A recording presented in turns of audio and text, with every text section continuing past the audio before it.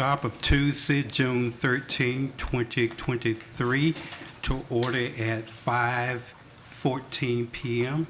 May we please stand for the invocation provided by Vice Mayor Clara Mervin, followed by the Pledge of Allegiance. Let us pray.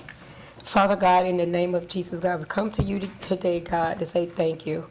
Thank you, God, for this is the day, God, that you have made, and we shall rejoice and be glad in it. So, God, as we come together tonight, God, to do the business of the city, God, we ask, God, that you would give us wisdom, guidance, and understanding. Oh, God, we ask, oh, God, that you would lead us, oh, God, and you would guide us, oh, God, to do what's best for the citizens, the residents, and everyone in this city. And, God, we ask you, oh, God, look upon our commission, look upon our police department, look upon our fire department, just look upon all of our citizens, oh, God, and bless us, I pray, in Jesus' name. Amen. Amen. Pledge allegiance to the flag of the United States of America and to the republic for which it stands, one nation, under God, indivisible, with liberty and justice for all. Roll call, Madam Clerk. Mayor Babb, Present. Vice Mayor Mervin, Present. Commissioner Bolden, Present. Commissioner Gonzalez, Commissioner Perez, Here. City Manager, Here. City Attorney, Here. Acting City Clerk is present. Thank you, Madam Clerk. Thank you, Commissioners. Thank you, staff. And thank each of our residents who are here participating in our workshop. At this time, we'll move towards our topic. Our topic for the workshop is the Everglades Preparatory Academy lease. At this time, I turn this over to our city manager to lead us in this discussion. Thank you, Mayor. I have handed out two forms of lease, the original lease from '07 and then the extension agreement from 2017. Several things, issues. Go to discussions and comments and concerns. Val, if you can. Do what now? She's going to pull up the PowerPoint. Do we have that anywhere or just up there? Well, I'll send it electronically to you guys as well. But it's up on the screen.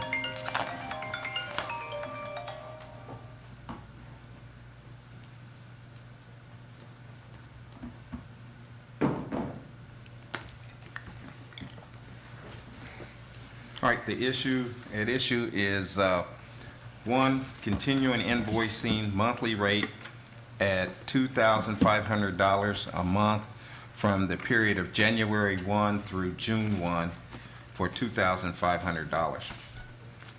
Another item that has come up is the length of the term. Our expiration date for this contract is to end April 30th, 2027. It's on see page 2, section 1 of the extension. It was extended August 3rd, 2017 through April 2027. Next slide.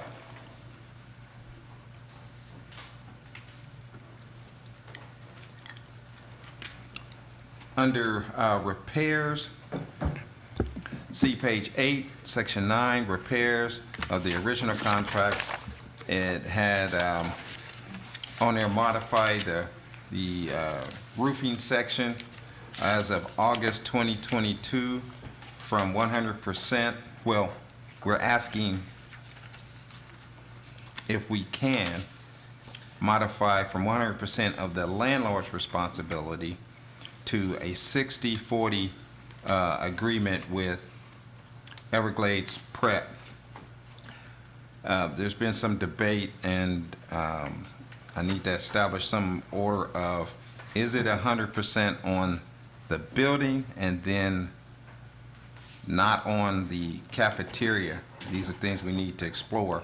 But for the school year, I was approached by EPA, that's Everglades Prep Academy, in order for them to open their school doors, they needed the roof to be completed. So they took the lead on that, in which it was a total of $147,000, in which the city under this would pay 60%, making our portion $88,200, and their portion is the difference. We do have the money. It is we had insurance claims for hurricanes, so we do have the money in which to pay, since we were showing owners on the property. What roof is that? Just a Right roof? at the end here, the cafeteria that we also rent out for events. Cafeteria roof by itself? Yes, That's $147,000? yes, ma'am.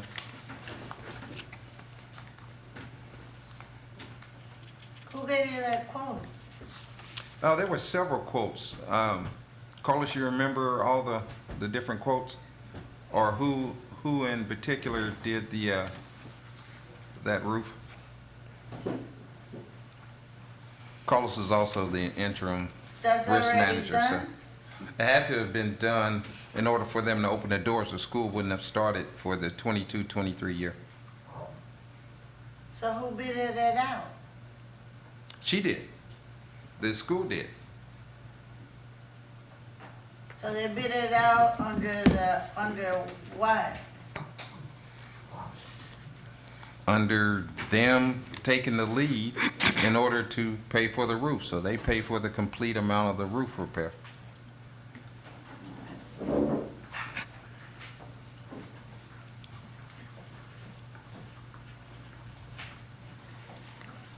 $147,000, and out of that 147, we gotta pay 88,000? 60%. Wait a minute.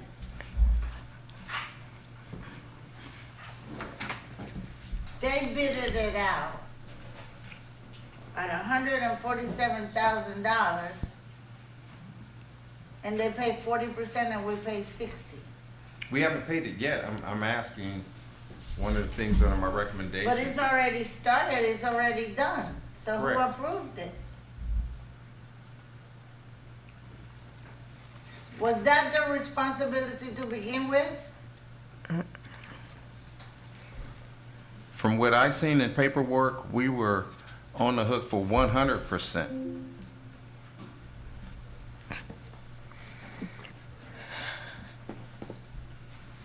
That's the $147,000 for the cafeteria roof itself?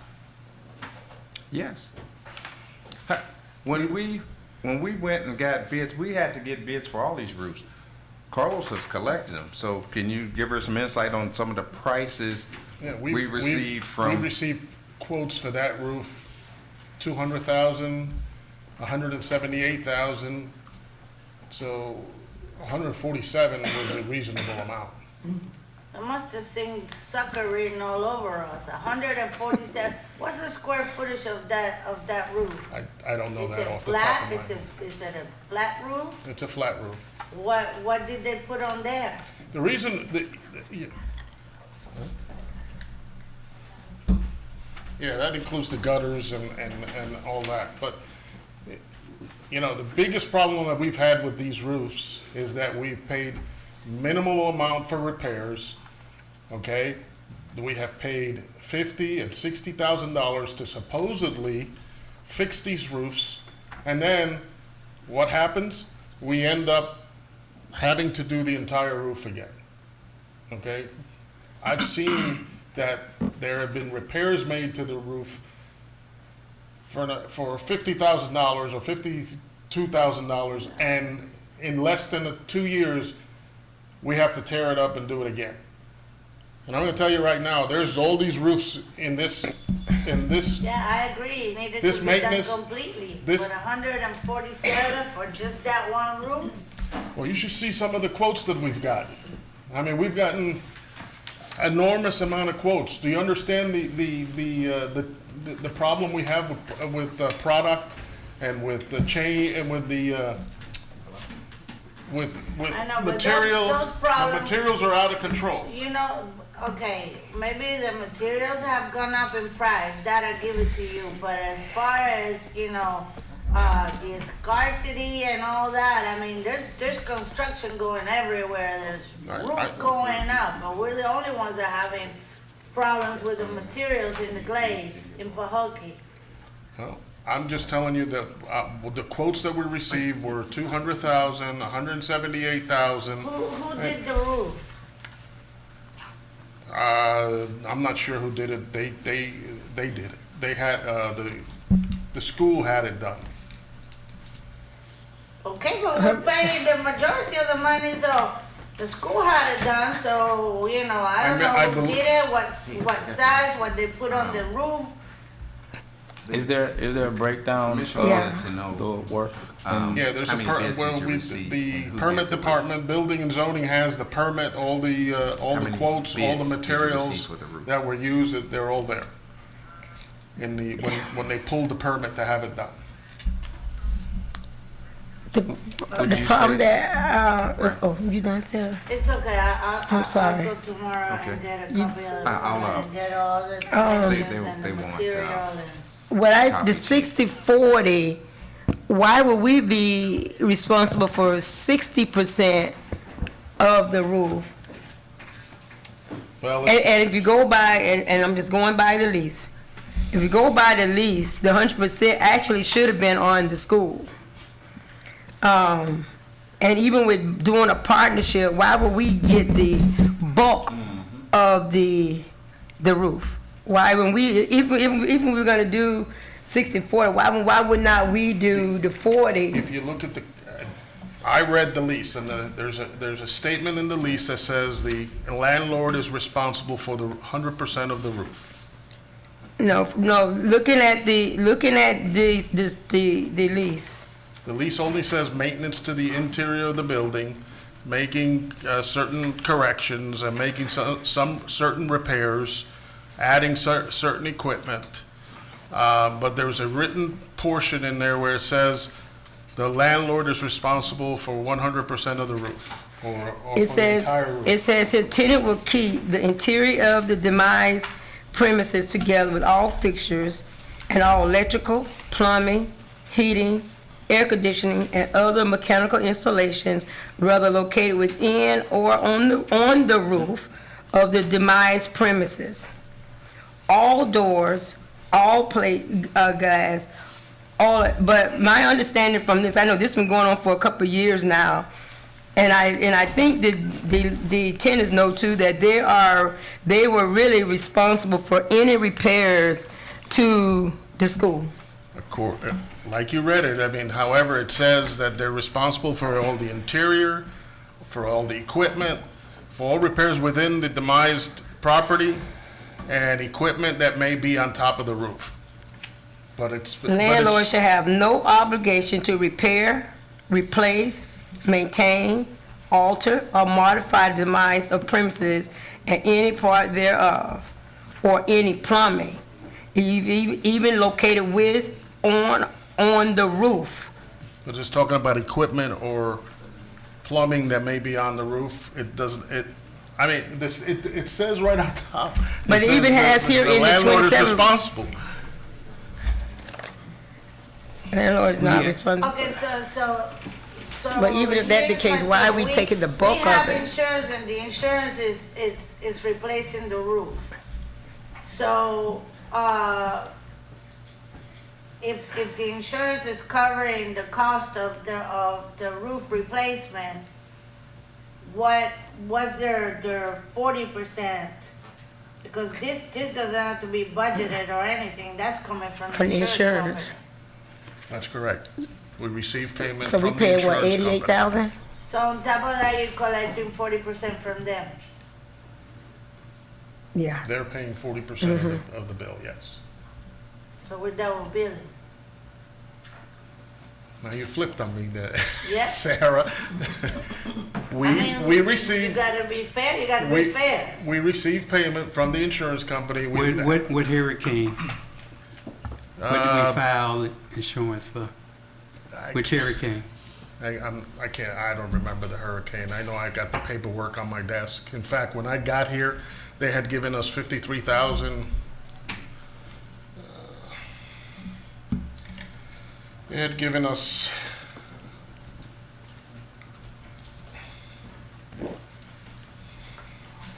They have paid us, when I got here, they had paid us $53,885.93. And when I looked at all the quotes that we had gotten, I got back to the insurance company, to the adjuster that came out, and then told them that 53,000 won't even put a nail on top of the roof. So we went back, they reviewed everything again, we sent them the quotes, and they gave us an additional $75,044.26, with a grand total of $128,930.19. If I may, I believe it was Hurricane Michael, and then there was also damage from the previous hurricane before Michael, but I think it came from Michael. And the roof here was part of both of those claims, both of those I hurricanes? believe so. 'Cause we did have previous damage, gosh, I can't call the name of the hurricane, but I think we had some previous damage from there, and then Michael, we had damage. Go back to Carlos, that 53,000 plus the 75,000, that was a total damage for the city property, right? Not just this building? No, that was specific, it Just specifically says cafeteria. Okay.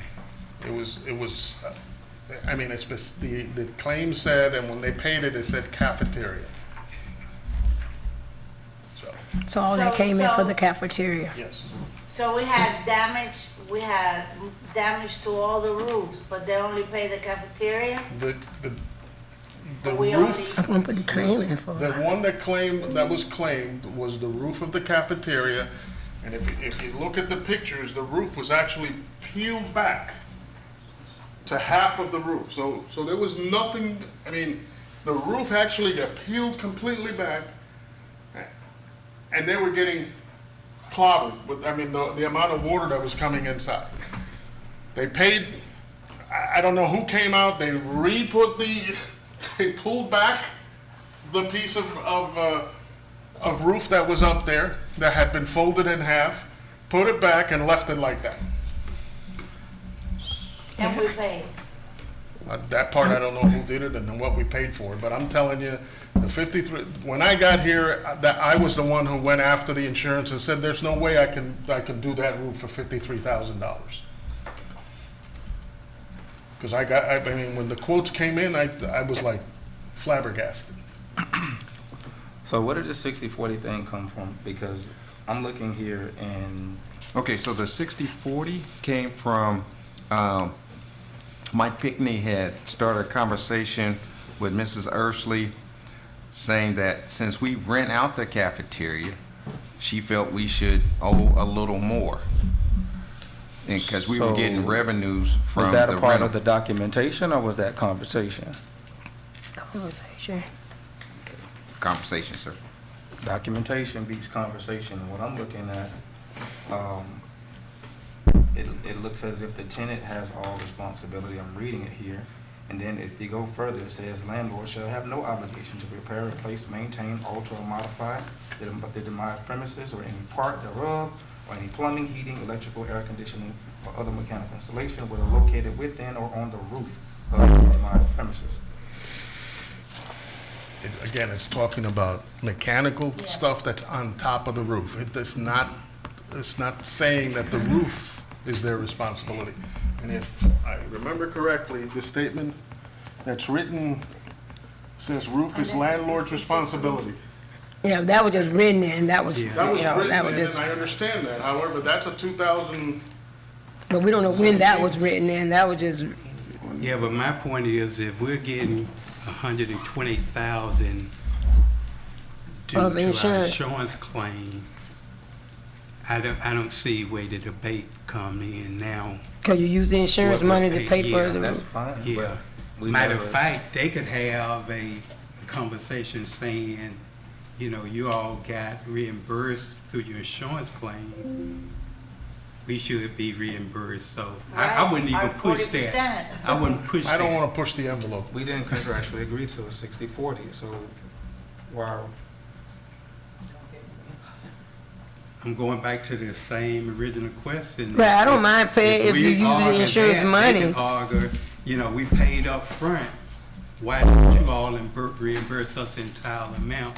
So if they're gonna be paying 40 and we're paying 60 and we're getting a total claim from the insurance, I would let that. Okay, so with that, Maribel, why can't we use the whole 100 and whatever came for the insurance? If it's the insurance money they got for the roof. That's extra They haven't money. been paid. I'm saying they paid the whole thing. They paid $147,000. He said we got 100-something thousand for 28,000 and some change. in insurance. So why, if you got the money from the insurance, put the money from the insurance, on the roof. I'm saying, so where's the That's what you 60/40? gotta I'm do. saying, If you got money from the insurance for the roof, that's what you gotta do with that money. that's what I Take said. the roof. Exactly. That's what. And if the roof is covered by the insurance, that's a question for the attorney. It's illegal to bill. To bill them for someone the else and you repair got the money. because it's like you're double billing. That's, What would be your and I recommendation? think that goes back Okay, to so what you said earlier. what I would do, because I think that the contract in terms of the roof repairs, it does mention in the very beginning that they were supposed to pay, in the very beginning of the contract, that they were supposed to pay when they first went in, roofing repairs, and it And actually never has an done. amount next to it as to what that Where's projected. that at? What page? That is on page number 3, and it is 1.22 letter B, and it has roofing repairs. So we have when they page first 3. went in, the reason why have page 3. the amount of the rent was so nominal when they went How many in was pages because they is were it? supposed to make all of these repairs. So we've had this conversation before in another meeting, but they were supposed to make all these repairs, so the amount of the rent was super low. So then, I don't know, they were supposed to actually show the city and that they actually made the repairs by giving the city something that showed that they complied with making the repairs. I don't know whether they did that or not. I don't know where that documentation would be if it exists. And there's no other reference to roof other than this written in thing that you all were making reference to, which I don't know whose handwriting that is, who would have written it. Normally, if you were writing something in, you would do a initial, all the parties would initial next to that, that written in part. So we could make the argument that, that's really on them. I don't know if you all have other roofing repairs you're supposed to make, or you could take the position that because you had this money, you're gonna pay it toward the roof, and pay whatever you got from insurance toward the roof, because they have obviously, or a portion toward the roof. I think at this point, the city's in the driver's seat because I think Commissioner Perez who brought up the point of procurement and all of that. That's normally what would be done if it were a city responsibility and it were going through a city process. So, I'm sure you all want to be fair and do whatever you think is reasonable, but technically it's not addressed in the contract. And, if you got money for the roof, do you have, and excuse me, through the mayor to staff, are there other roofing repairs that were damaged in the hurricane that you? I'm not sure that there is other repairs that need to be done at other buildings in this, at this facility. I'm not sure if those damages were caused by the same hurricane. And the question would be, what amount do you know, if you know, what amount was attributable from the insurance company for roofing only? I think of that 128,000, 2,500 was for a fence. That's it. Okay, so if the it was majority all is- from the insurance company, I think you all have to decide or have to understand what repairs were from what hurricane and what's supposed to be attributable, and whatever was supposed to be attributable for that roof, I would pay for the roof, even if they have absorbed some of it. Whatever was, if it was $50,000, I pay $50,000, and I'd say that's it. If it was $122,000, I pay the $122,022 and say that's it, because you don't want to have a problem with your insurance, That's right. company. But whatever is attributable to that roof for this under this lease it. is what I would recommend you pay, whatever it is. And so you would need to figure that out, and that's where I would, if I were the commission, that's where I would end up, whatever it was. If it was $30,000, I'd say that's it, But if it's most of it, fine. That's what you got from the insurance company. So you saying 107 came except for minus Yeah, 2,500? 2,500 of that claim was for a fence. So like 120, $322,000 actually is for the roof. Right, well, 124 or something. Okay. And we have existing in this complex roof issues. We got the administration building. But I right thought here. he said the claim said Pacific Cafeteria. Okay. It does. So if it said Pacific Cafeteria, I don't think you can move it to another area, could you? It says Pacific Well, Cafeteria. one of the things that you all may do if you have concerns or have questions is talk with your insurance company and let the company tell you if they say that it could be used for other parts and it's the same building at the same address, and then perhaps you look at more than just the cafeteria, because that does sound like a lot for a cafeteria only. But Because it's not the other building has a blue tarp on it? Correct. That's the administration building.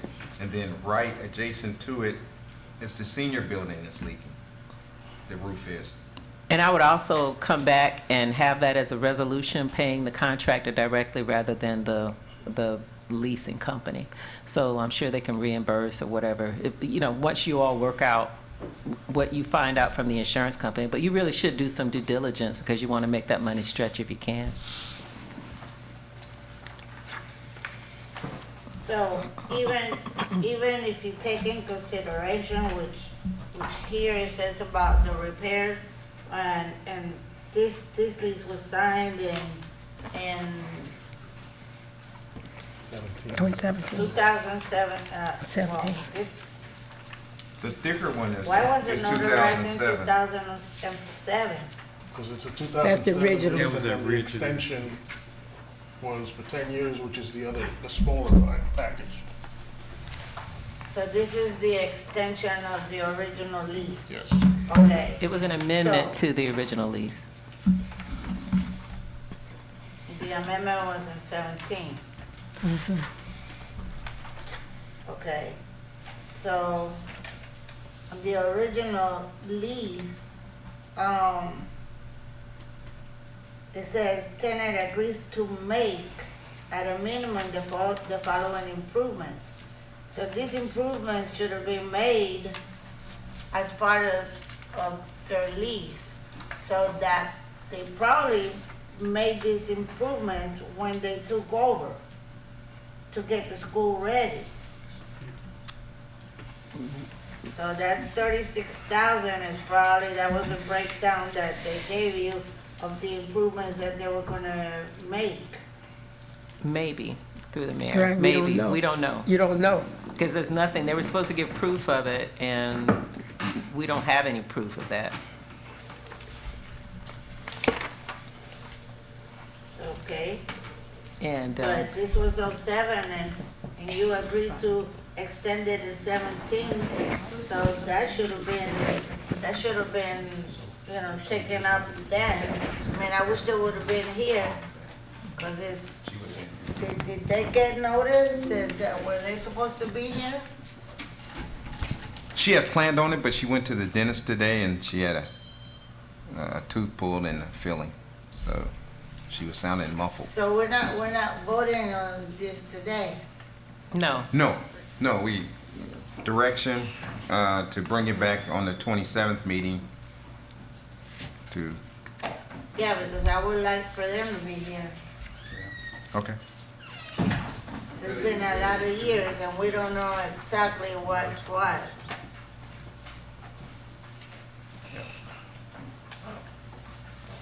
So,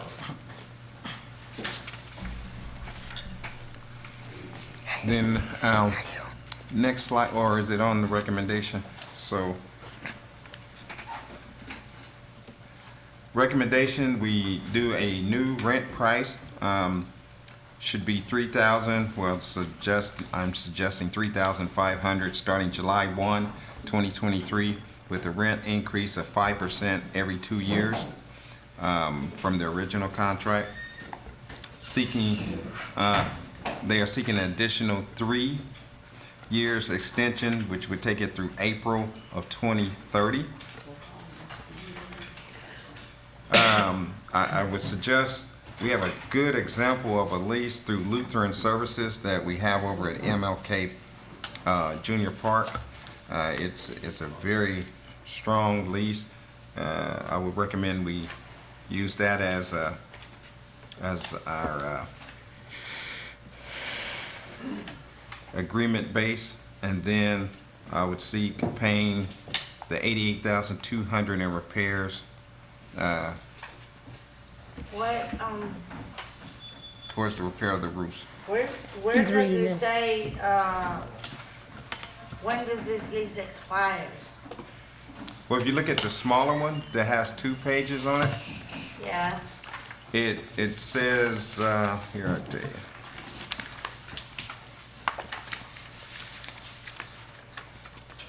Look on page 2 and 1.8, expiration date April 30th, 2017. 1.2. Right here, right here. Go to actually the third page. And the big Oh, one? the small, the Just the small. correction, it's 2027 that it expires. It's until April 2027. Where's that at? It's paragraph 3 of the amendment. Oh, Right 3. here, sir, My fault. on the front. Okay, so this expires in 27. And did they approach us to renew the contract, to extend the contract? What time frame do they have to notify us of the intent to extend the contract? I have to look through here to see what, how many years out, months out to ask. I don't think that's in there. Well, through the mayor, the fine. initial contract just talks about a term of 10 years with an option to renew for an additional 10 years, but this actually renewed prior to the 10-year expiration, and so it gave a specific date that I just read to you in April of 2027. So there was no, it doesn't address the length and term. Right. It doesn't address that issue. It just says that's when it is supposed to end. So if you all do currently have a contract with them, which is a It good would be while 17. until 2027. And you don't know what one of the things that, let me just say this, I was looking through email earlier today just to sort of get an idea of the history, anything that I had in email. And one of the things that Less than 90 days. one of the things that had been contemplated before, even when the former manager was here, was that there will be an increase in the rents. And so I think the things that you all probably want to pay attention to are the rent, the maintenance, and we talked about this in a previous commission meeting. The rents, we're supposed to be under a maintenance agreement, so we're talking about a certain percentage and paying or whatever. They are supposed to be under this contract paying everything, and they're supposed to have a maintenance agreement in place that's supposed to cover, all of the, appliances and all of those kind of things. I'm not sure if that exists. That was something that a while ago somebody was going to look into. I think you want to look at other issues in terms of whether you want to even extend it further than the 2027 because you don't know what the market conditions are going to be. One of the issues that arises in the contract has to do with them not paying more than the market rate. We don't even know what the market rate is. Another issue that you may want to pay attention to is, being more specific about the roof issue. If you all wanted to put it in there, I know Mr. Lucas and I were having a conversation before about the contract that he's recommending that we model. And according to that contract, that entity pays for everything, right? The Lutheran services, they pay for everything. And so maybe the city doesn't want to participate if you're going to keep the rent as low as you're keeping it. So those are all the kind of things that I think you want to go through. And another thing you might consider is in the current agreement, you had the option of going up every year of 5%. And I don't think that's ever happened. And so they're still paying, what they were paying initially when it was contemplated and called in the agreement nominal rent. So, you can't get anything in the market whether it's a rural area or anywhere else for what they're paying right now. So, I'm not your manager, but you probably want to give a lot of thought to making sure that the city benefits from this contract. But as it stands now, his recommendation is to move from 2,500 to 3,500. So that's about a 30% increase there. And then I think it needs asking for every other year a 5% increase. I don't know if that's enough or not, Yeah. but that's currently what's That's on the still table. very low. As far as Maybe- his recommendation. Right, and what Yeah, I'm that's- suggesting, maybe you want to find out what the market will bear. Exactly, that's very low. Because even if you went 5,000 for all the space that you're leasing out, it's probably still low. So you may just want to get somebody to look at it and then make a decision based on what the market will bear, because it's a lot of space. You can see the space Over on the 22,000 square feet. yeah, in We the need a document. comparative analysis. And then you also want to give some consideration to what you're going to do about the cafeteria. I know that right now you all do, it looks like in the document, you do have the option of still leasing that out, because it talks about in the amendment on the first page, the hours of when, that cafeteria will be utilized, and it looks like it's only available to them 5 a.m. to 3 p.m. Monday through Friday. So if that's another revenue source that the city can, and I'm not sure if the city is even leasing it out right now, but if they're not, that's something that you may want to look at to try to recap some money there. And I think we should always leave that, because we don't really have a big venue in the city for people to rent out for lease, like for a funeral, repast. So I think it should always be available to the citizens.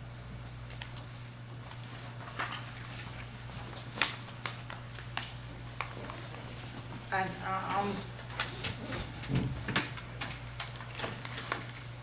don't know, 'cause here, on the amendment in number 3, it looks like on the paragraph 3 of the agreement, it looks like you had a line through it. It looks like it's a copier through the mayor. Looks like it's a copier issue, like something that was made like that through the copier, because it's not through the whole thing, and that goes with the rest of the sentence. So the only amendment that was done is the first page. That is the amendment. Yes, I don't know, and I've asked Mr. Lucas about this. I don't know what those other 2 pages are that are attached. They appear to be just loose pages that go with. Yeah, because the bottom page, it says expiration date was April 30, 2017. Yeah, those don't go with this. These are actually reproductions of the original. of the pages that you have in the main agreement. And you can see that on this document, there is no extra written language. So where someone wrote base rent on the original document that you should have, that's supposed to be original, it's not on this one. So that may have been staff writing on it or, something else. But these pages, you should ignore those pages because they really don't have anything to do with the amendment.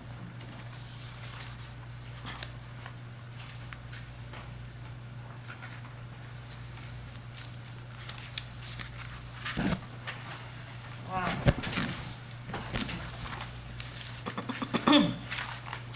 It's the way I feel about it. When the property was dilapidated, they came in here and they spent $200 and some $1,000, to repair it. They got 10 years, they spent $297,000. They got 10 years and then they got an additional 10 years. I don't see where the rent, the original, Yeah. 'cause I don't see anything on the amendment about going up on the rent. Yeah, it's in there. And then the other thing is, again, you don't know whether Where? they made those repairs. And then Right. going back a few years ago, when I'm looking at email that was written, I think that there's some question as to whether these repairs were even made or all of them. But they were supposed to give proof to the city, which the city does not have.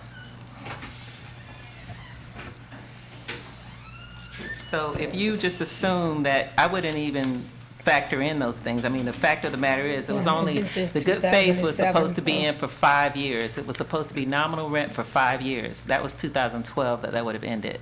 So after 2012, you all could have, gone up to market rate, as much as market rate after 2012, and you would have still been in compliance with this agreement. The city didn't do that, so you've still been allowing the nominal rent. So the consideration was only for 5 years. Right. Okay, And we didn't so do nothing. even then, that would not have been,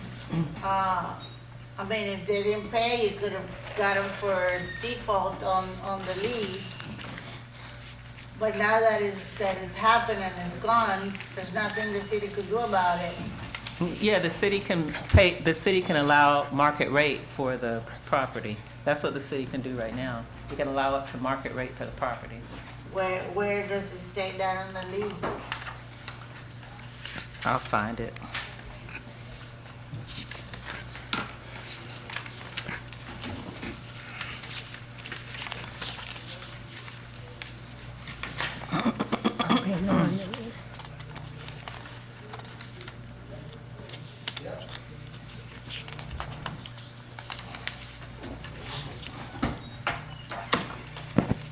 You can keep going, I'll find it.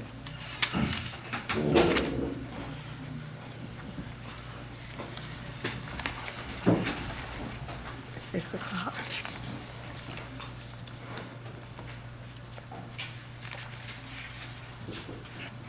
We only have about 3 additional The parties minutes, so recognize you that have any Oklahoma other school is in need of recommendations, repair. Mr. Lucas, you would like for this commission Not for to make the need of repair. chime in on, or? No, it's pretty straightforward. Okay. What adjustments we can make. I will make sure I do as was recommended by the city attorney. I will check into the market rate Yeah. and bring that to you guys. So we'll be prepared Okay. by the next meeting. And Mr. Mayor, if I may, Commissioner Perez asked about the page where you can find the language. Look on page 5 of the main agreement, and it says rent, maximum rent, tenant covenants, and agrees to pay landlord a minimum annual rental as set forth in this agreement, plus sales tax or any other charge which may be made on the rental by any federal, state, or governmental authority payable in equal monthly installments without notice, deducting or set-offs on the first day of each calendar month during the term hereof. Such minimum rent shall commence to accrue on the rent commencement date. The minimum minimum rental under this paragraph may be adjusted annually after the first 5 years, which would have been 2012, like I told you, and any increase shall not exceed 5% per year. In no event shall the rent exceed the existing market rate at the time of the increase. So, you know, you can, it can't increase, it can't exceed the existing market rate. And the consideration for the repairs, whatever, whether they made them or not, was that 5-year period at that nominal rent amount. Yeah. I recall you saying at our last discussion to that, I know Commissioner Perez indicated there's nothing we can do, but you indicated at our last discussion that we could actually possibly seek reimbursement of back rent for the 5% annually that we didn't collect. I thought that may be a little unfair, but I thought I heard you say that. I don't recall that Okay. exactly. I'll have to go back and look and see Okay. in what context I would have been referring to, but I don't recall that exactly. But I do know that, you know, in it did allow for, it says may, so the city had the option. I think if they didn't, you know, exercise that option, I think that's probably passed, but. Last time that we talked, that we discussed this, I did a breakdown for you.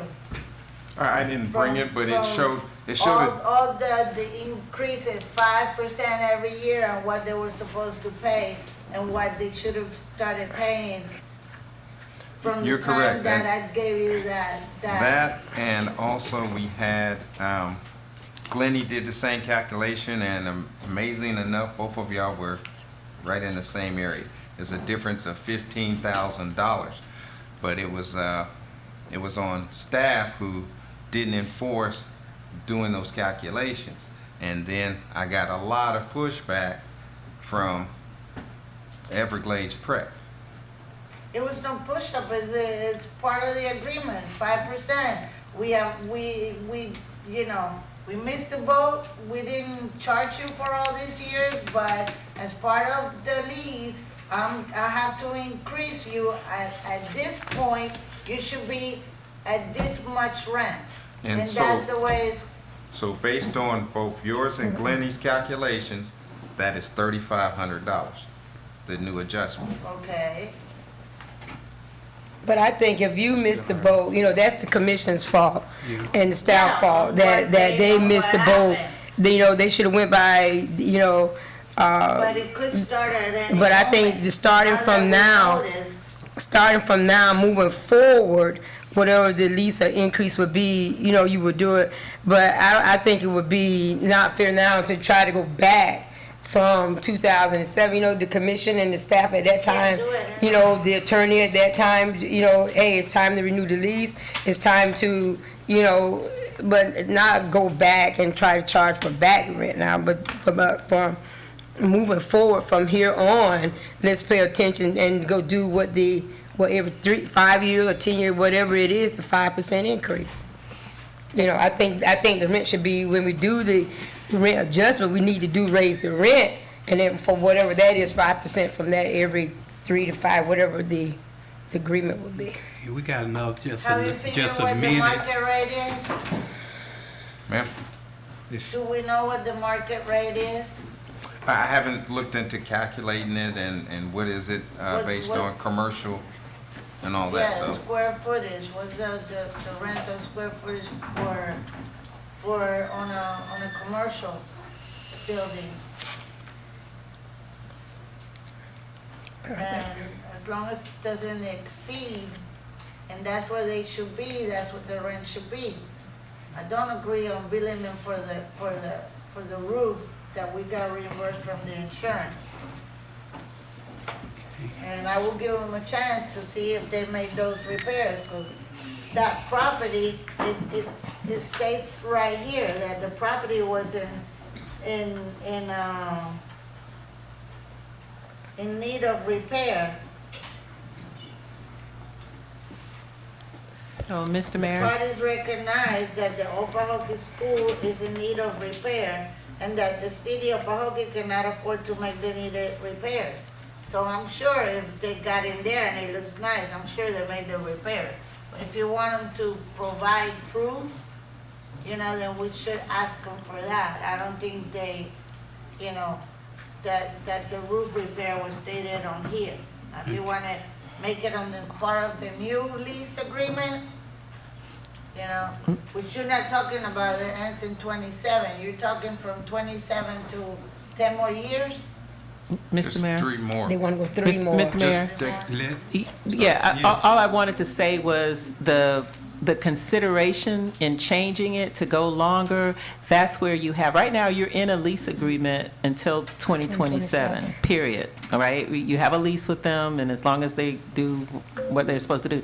But if they want to extend it or amend it, that's where you can throw in these other things. But not all of the things that we're negotiating with them may be beneficial for the city. So right now, if you were to keep it as it is, they're supposed to keep a maintenance agreement. They're supposed to do all these other things that the city won't be touching at all, right? If you just kept it the way it is until 2027, you can do that. You don't have to change anything. But if you are going to open it back up again and allow them to have additional years, you want to make it work for you. You want to get more money, maybe substantially more money. You want to get, not every other year, but maybe you want to get every year. You want to get an increase. You want to find out what the market rate is so you can make a good decision.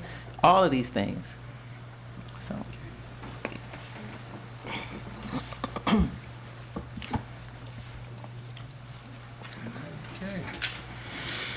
But I will say this, even without adjusting the current lease, if it goes to 2027, we still have an opportunity for the 5% of Yeah. the market rate. That's true. Yeah. That can start That's right. this year. Okay. Yeah, Okay. that should be to 2027. If you wanna negotiate a brand new lease, then negotiate a brand new lease. But also, I will take in consideration that they have been there for 20 years and that they spent money originally from a dilapidated building. They brought it to life, they brought it to code, and, you just can't, have this kind of partnership when they come in and improve the city and then not have consideration with them when it comes time to reconsider, because we got other people salivating for the property. Okay. At this time, it's 6:06. At this point, adjourn our workshop, and we'll reconvene for our regular commission meeting in 1 minute.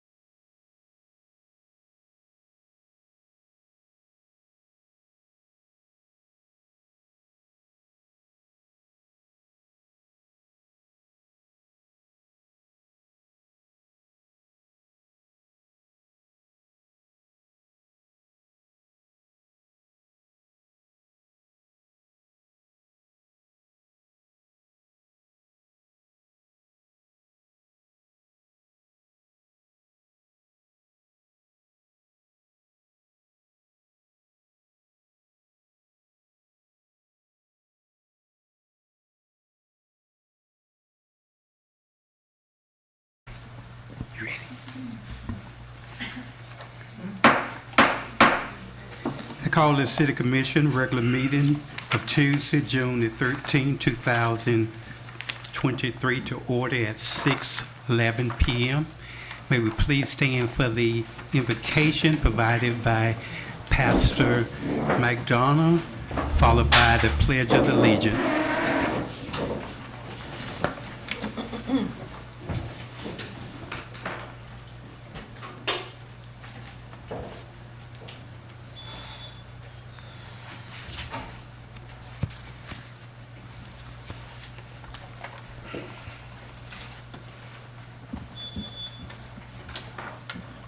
Most gracious and everlasting Father, we come before you this evening to lift up everyone that is under the sound of my voice here. We pray that you dwell in us and amongst us as the business of the city is carried out. We give you all the glory, honor, and praises that you're so worthy of. And we ask right now, God, that the vision that is needed to take this city forward is manifested in the hearts of everyone that is here today. And we'll be ever so careful to give you all the glory, all the praise, and all the honor. And we ask it in your Son, Jesus' name we pray. Amen. Amen. Pledge allegiance to the flag of the United States of America and to the republic for which it stands, one nation, under God, indivisible, with liberty and justice for all.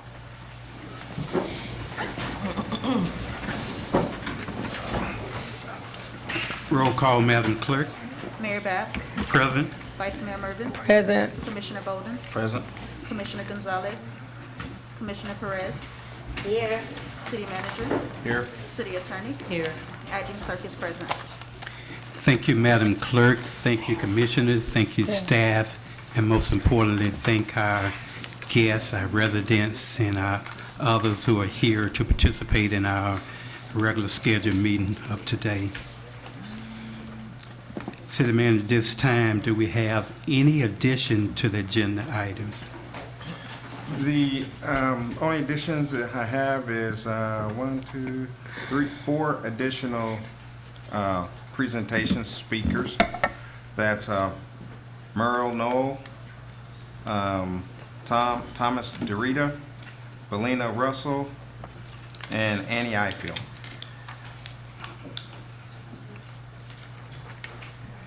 Okay. Do we have any deletions? No, sir. Thank you. City Commission, having heard the 4 add-on items on the presentation and no deletions, what is your pleasure? Mayor, I move that we would accept the agenda with the 4 additional add-ons. It's been moved by Vice Mayor Mervin and properly second by Commissioner Right. Bolden that we accept our agenda with the 4 additional add-ons on the presentations. Call for questions. Yeah, these are add-ons, these were not part of the agenda? Not originally, no. What is it? Is it presentation? What is- Presentations. And just now, I just got in from Mr. Knoll. He says it's raining real bad and he's not feeling too well. So we can. Can we have the presentations move up to the front? They so- will be up They will front, be up front. right on Okay. after the All right. announcements. Okay.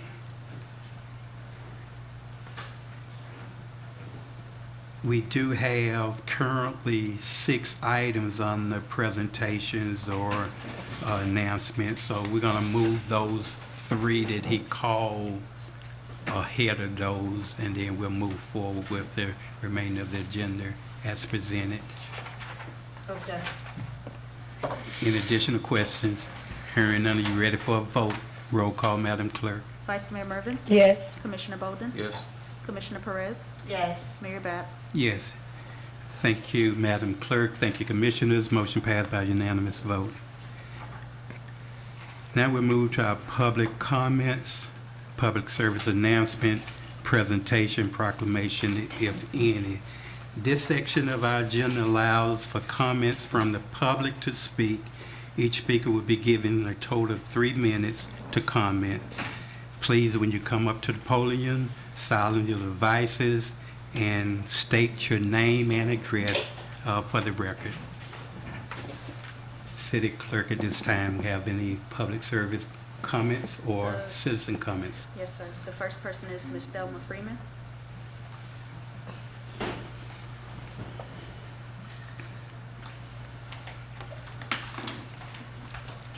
Good afternoon, everyone. Good afternoon. First, I would like to say thank you, Mr. Bolden, for those boxes that you had given me on a Saturday. When I went out amongst the community, no one knew about U.S. Sugar had the boxes there. So, like I was saying, I don't know how it was posted or how it was delivered to the city, but no one that I spoke to had no idea, and I greatly appreciate that. Second of all, I want to talk about the rental from the opera money, the rental assistance. I live at 38510 North 86th Street, Apartment 4, and that's in Pahokee, which they said that I'm not annexed in to receive the rental assistance money. But upon me getting my water bill, my information taxes goes to the city. My water, the city. My DMV, my driver's license state that I live in the city of Pahokee. So my question is to the panel and Mayor Babs, why can't the residents receive the opera money for the rental assistance? Because everything that I have, mail and everything, states that I live in the city of Pahokee. My driver's license states that I live in the city of Pahokee. My water, my information taxes said the city of Pahokee. It doesn't say the county, it says the city of Pahokee, which received that fee. So all those years I'm paying the city for the information taxes, where's the money going at? Because I don't pay the county, I pay the city for that. Right. City Clerk, her address is It's in outside county. of the It's- city what name of it, limits? Dublin? That address you no. quoted? No, it's Lakeside Terrace. Lakeside Terrace. Okay.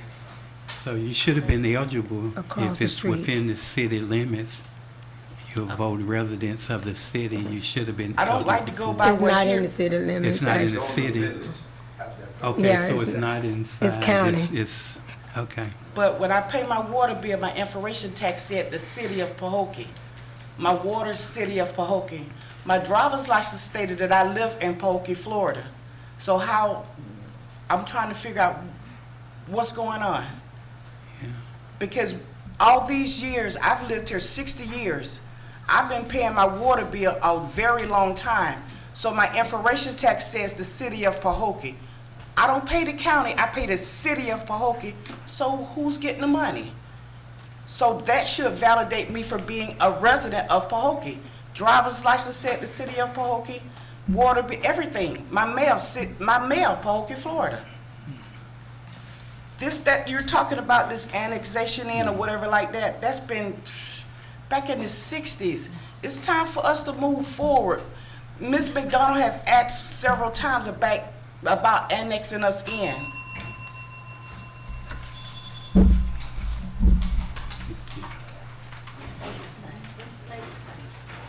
Used to be across the street from Fram Village.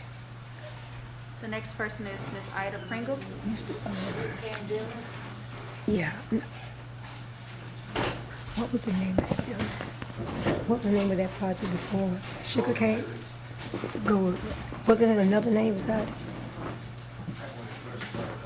It's Lakeside Terrace. Lakeside. Of the development.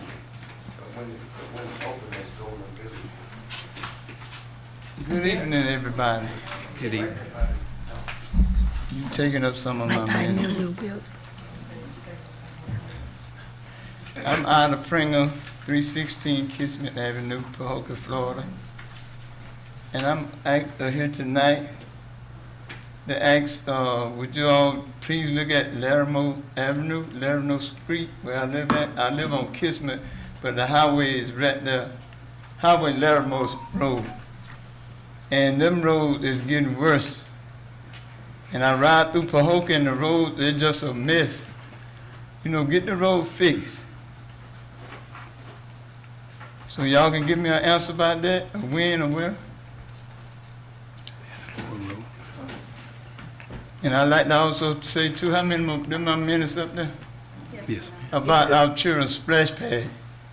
Our children don't have nothing to do with this summer. Nothing. Every year, or every other month, y'all saying y'all gonna finna do this. That's what y'all ought to call this meeting, finna. You know, 'cause our children don't have nothing to do. Every city got a splash pad or some swimming pools or something. Okay, can y'all give me an answer and stop looking at me like that? Well, on the roads, we're putting together an action plan for the roads and what roads are we going to do first with some of the ARPA money. So those things will be presented within the next 2 city commission meetings on how we want to address it. How much is those costs going to be? I've been meeting with myself and Carlos have been meeting with contractors for roads. So we got to see what can we do as far as resurfacing versus spot repairs and things like that. Okay, about 2 or 3 meetings ago, I want to say that man back there, I can't think his name, with the shades on. Yeah, you. Carlos. You were supposed to be the director or whatever, something, right? But anyway, you say that 2 years ago they gave $90,000 to fix McClure Road. That road ain't fixed. That road is not fixed. That's why I say y'all be saying you finna do this and finna do that. Y'all need to do it. I don't think it was 90, I think it was 900. I think he said 90,000 or 90 900. 900. Yeah, but that's one of the phases that's, They changed it to, they Barfield first and then they McClure. got FDOT to agree to let them change it from there to But they still Barfield ain't fixed it. I Highway. don't care, they say $9, they still ain't fixed it. And see, y'all don't travel on road. I can't stand that bill. Mayor? yes. Ms. Springer? So on the splash pad, Would be Ms. Gina Levesque, but she's also on here to present later on. Do you want to take her now or later? I have a comment card and she's also on the agenda. She can do both. She's there, so. Either way. Okay. We go now? Yes, ma'am. Ethics was created and established as a result of a grand jury recommendation.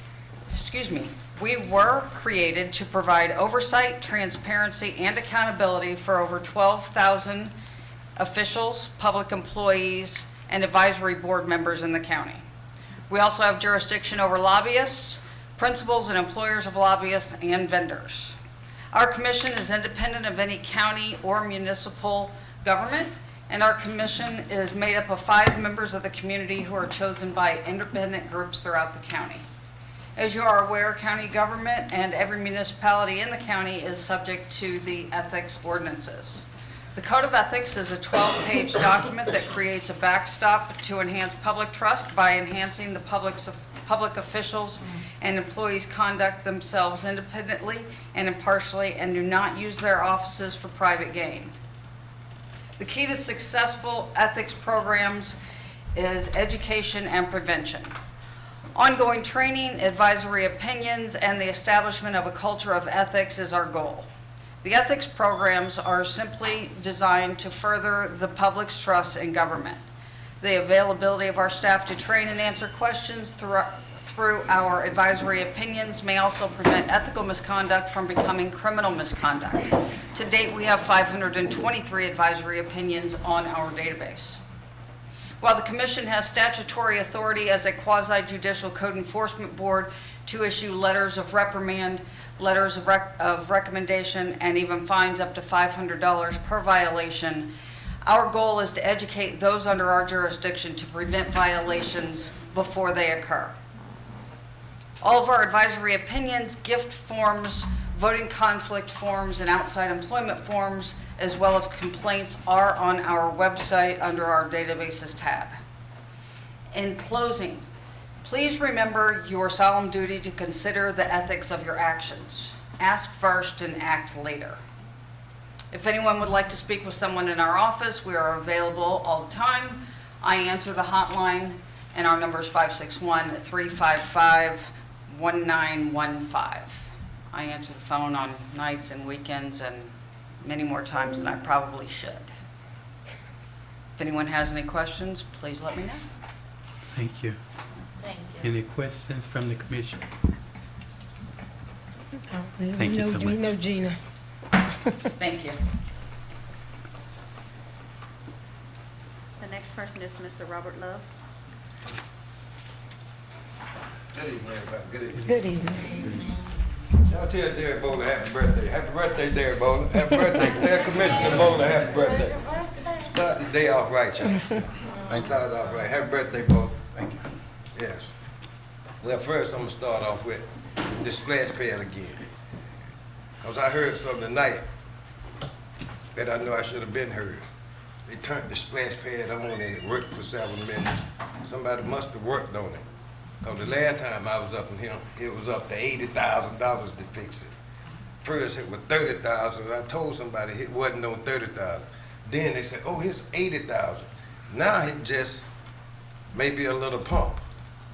I hope we don't go through the whole summer with, oh, it's gonna be $300,000 to fix it. Oh, we done turned it on now. But the last time we was in here, it had never been turned on. Y'all understand? Did y'all remember that? Do any of y'all remember when it was 30,000? Do any of y'all remember when it was 80,000? And I'm still questioning how he get to that when it started at 250,000.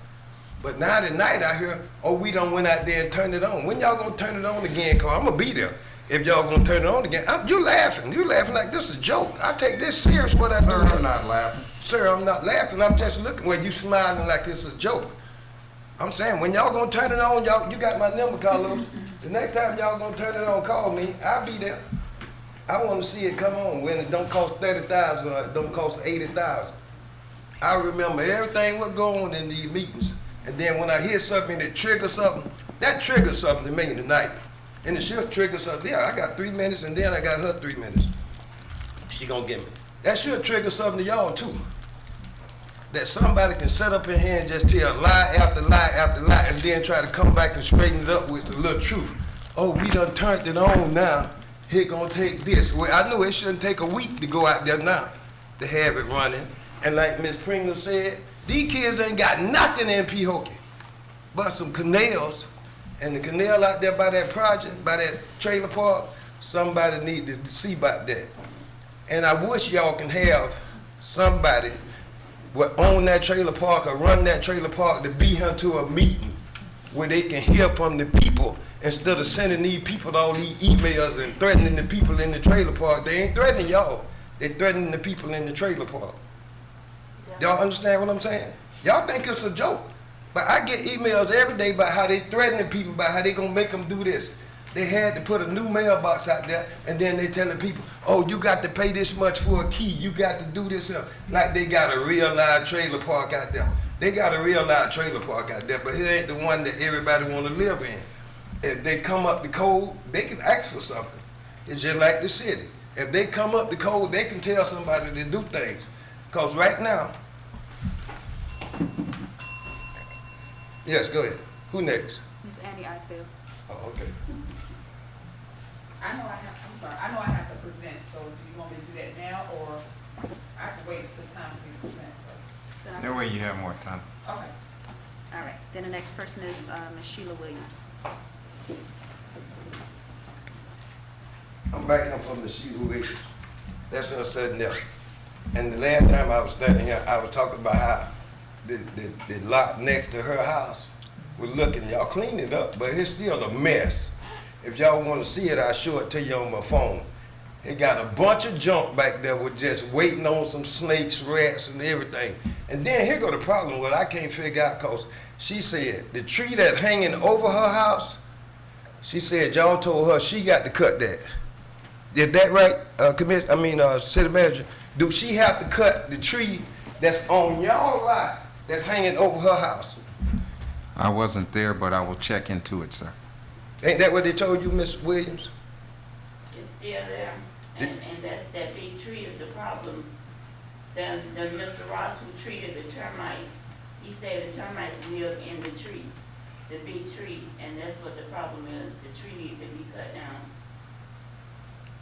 But that ain't the problem with just that big tree. There's 2 or 3 big trees behind it. But just like I'm still about to say, you know that if you tell somebody to clean up around their front door, you know the other saying is you got to clean up around your front door too. So like I say, the code enforcement, they running out there putting tags on people, the property putting tags on this. They got to look at y'all property too now. Cause she stopped me the other day and I want to take her to show her some of y'all property and see what she gonna do about that. Cause y'all understand what I'm saying. We business, we up here, this is a business when we come in here. We ain't come in here to clown, we come in here for a business. So like I say, we might get pissed off on each other, with each other, but don't get pissed on. You can piss me off, but don't piss on me. Y'all understand what I'm saying? But that's the thing, when it comes to the city, sometimes they telling people, y'all need to do this and y'all need to do that, and they ain't doing nothing. If y'all go look at that property behind our house right now, y'all would be pissed off if it were by y'all house. And then, like I still say, it looked like they did something, but go look at it. I got the film on my camera. I come over here the other day and filmed it. And if you go look at it, I was out there today. I looked at it. I took pictures of it also. And you can agree. And that's what I'm still saying. Once we learn that if we just tackle a problem, we gonna get a lot of things done. But look like they done pull the plug on Pahokee. So we got to work together, cause ain't nobody working with us. That's the way I feel. Them people from Palm Beach County, they ain't working with us, so we got to work together. I might come up here and raise hell, but I'm gonna come up here and tell everybody, oh, I'm still saved just like you, I'm still the same way. I bet you nobody in this town, or nobody on Facebook would have ever thought Robert Love was gonna come up here and say, happy birthday, Derek Bowler. Any of y'all thought that? No, that's a surprise. Derek Bowler, that's a surprise. Eh? Robert Love get up and say, happy birthday. Very little surprises me these days. Oh, come on, somebody. Thank y'all, thank y'all. Thank you. Thank you. LT? The last card is from Miss Isabel McDonald.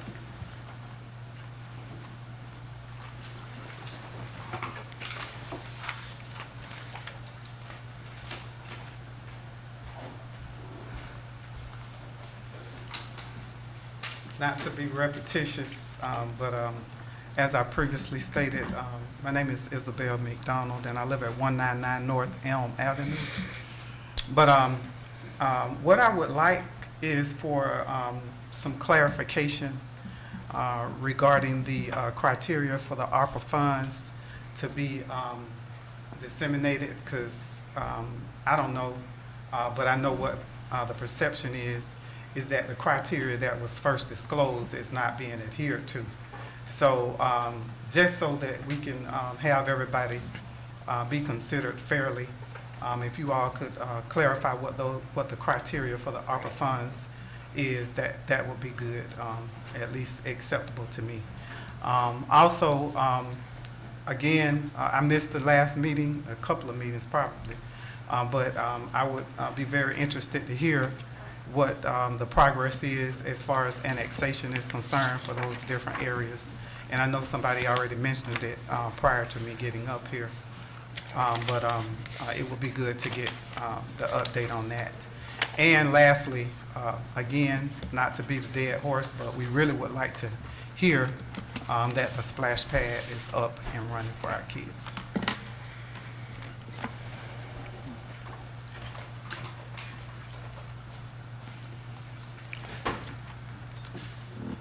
You want to address something?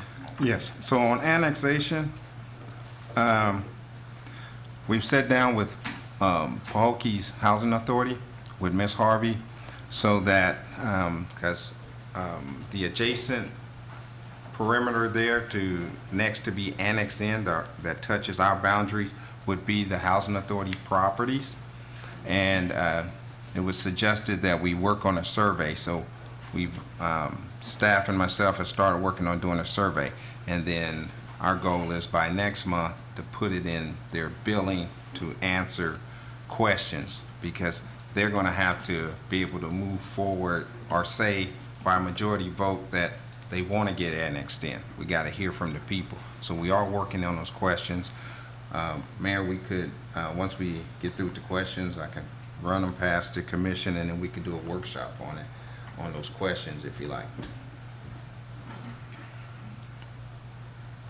And then splash pad is, we are, you know, I sit here and I thought in the office the other day, I said, has anyone ever tried to start the splash pad? So I requested staff to meet me out there. Well, I sent them out there, Coach and Greg, and they started it up.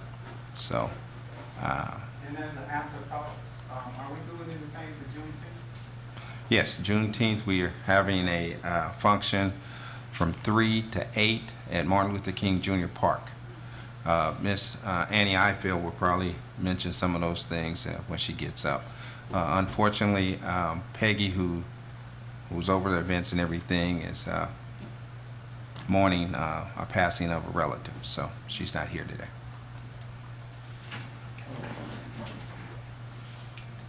In addition to comments, cards, City Clerk. No, sir. Thank you, ma'am. Ed? Can I just say something really quick? Whenever we do that workshop on annexation, are you gonna have the numbers? Because we're supposed to get the numbers together. The cost of the annexation numbers. Yeah, the cost to the city.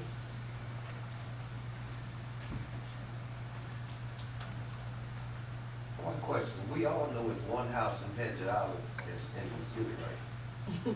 Yeah. Yeah. Because I was saying how difficult it is to get that same three, that other three in that same property. But we're gonna get to that, I ain't gonna hold up. Okay. Because that means like, you know, back then, that was what you call gerrymandering. Okay. Before moving on the next 1 through 6 items, Mr. Lucas, you can introduce the next 2 speakers, and then we'll move down the agenda. Yes, sir. In introduction. I'd like to introduce Thomas DeRita, our lobbyist. Mr. DeRita.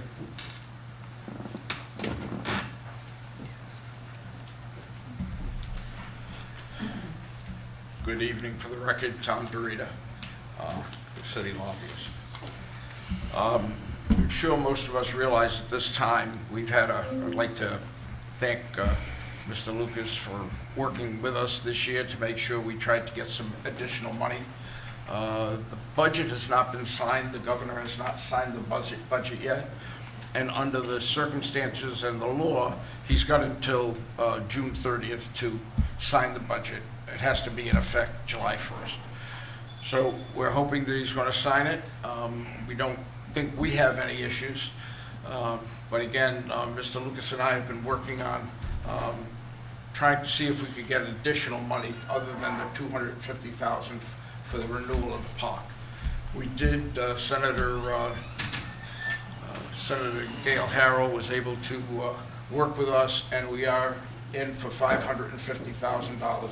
And I don't believe that's going to be, I don't believe it'll be vetoed. I believe that we have proved this year that Pahokee's on the move going forward, that we're going to have some consistency in our meetings, and we're going to have consistency in how the state is going to react to the things we're going to be looking for in the future.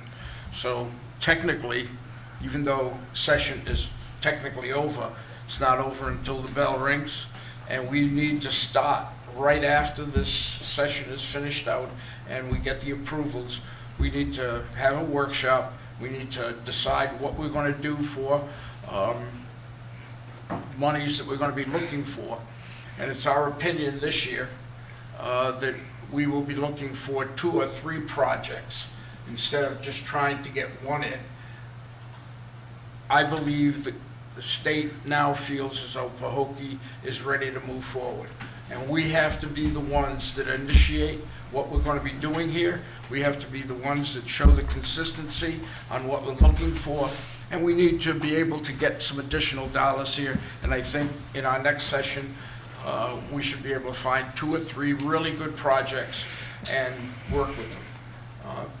we've had a lot of issues that came about the marina and all these other things, that there were some problems with how the funding went. We just have to be much more consistent.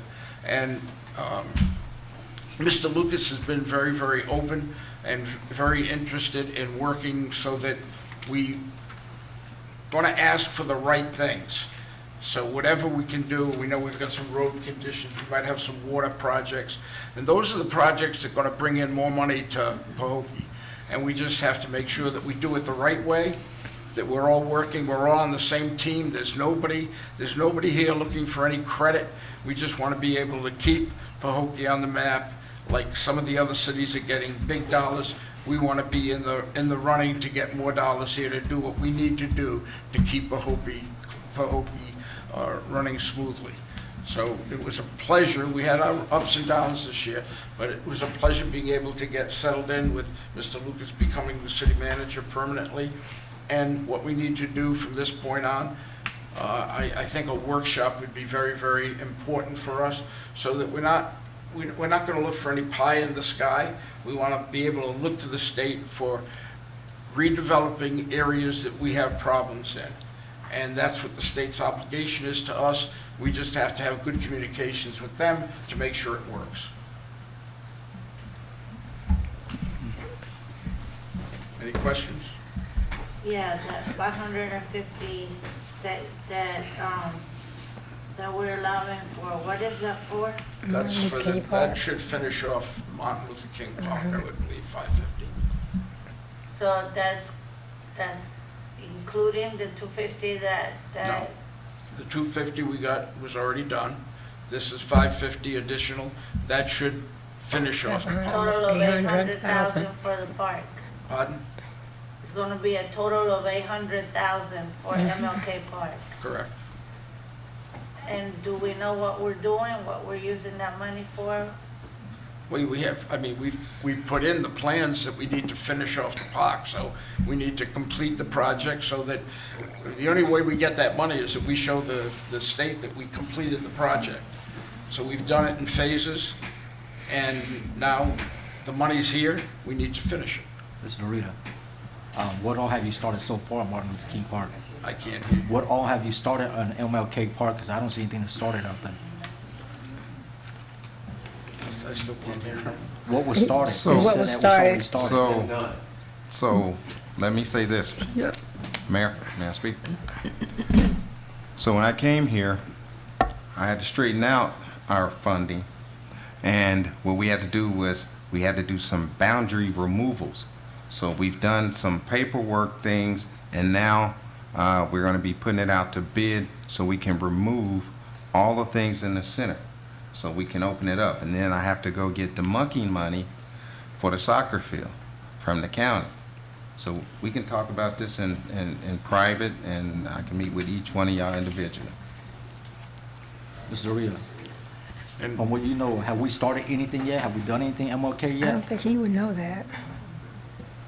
I don't think he would know. He just go help get the funding, but Right. you have an economic development department that Unless do you your want me to planning. put some work boots on and come and help you fix it, but, you know, all I can do is try to bring you the money. Yeah, he just, And then the city has to be able to fund the park. And according to what we've done it in phases, we should be able to finish, based on what you've sent us and what we've sent to the governor, you should be able to finish whatever is needed in the park. But when you say in phases, what phases have we completed? Your first, What phase have we even started? I can't answer that. Those are questions For your- the city for your manager staff. have to answer. It's not in my preview, Nick. I know, You know. I know. What phase has already been started and finished? Well, the first phase of removing boundaries and doing other things, and now comes the time of us removing items out of the center that was on the phase one. So I can get you phase one and what's proposed phase two. So you guys have it, because he's not the person who That's what I'm saying. monitors. It's the DEO who does that. Okay, just for clarity, we haven't done anything yet, phase one. I told you, I've done some things to it because I've had to hire people to go out and do the boundaries. And there's conditions that come with phase one. Founder, you talking about a survey? Mine is more Yes. like paperwork, like So we got a blueprints. survey, so far we got a survey. So we can talk about this in private? Okay. All right, Think, just one go. other thing is, anything you want to do with the county, you know, I will work with you to get that facilitated through the county. All right, you've got a new representative now, and I've got a meeting coming up with her week after next. So I just want you to know that I will include that in whatever you need with the county. If you have any questions, just let me know, and we'll get it. We'll try to help with the county. Because that relationship has to get better also. We need to work on that. Okay, thank you.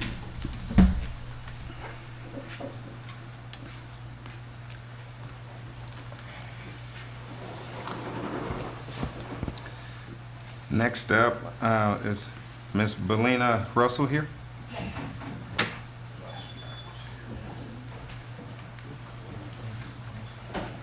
Don't worry, we won't take more than 3 minutes, even if we double team you.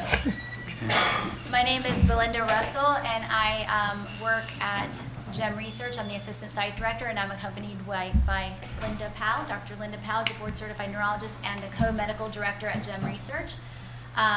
June is Alzheimer's and Brain Health Awareness Month.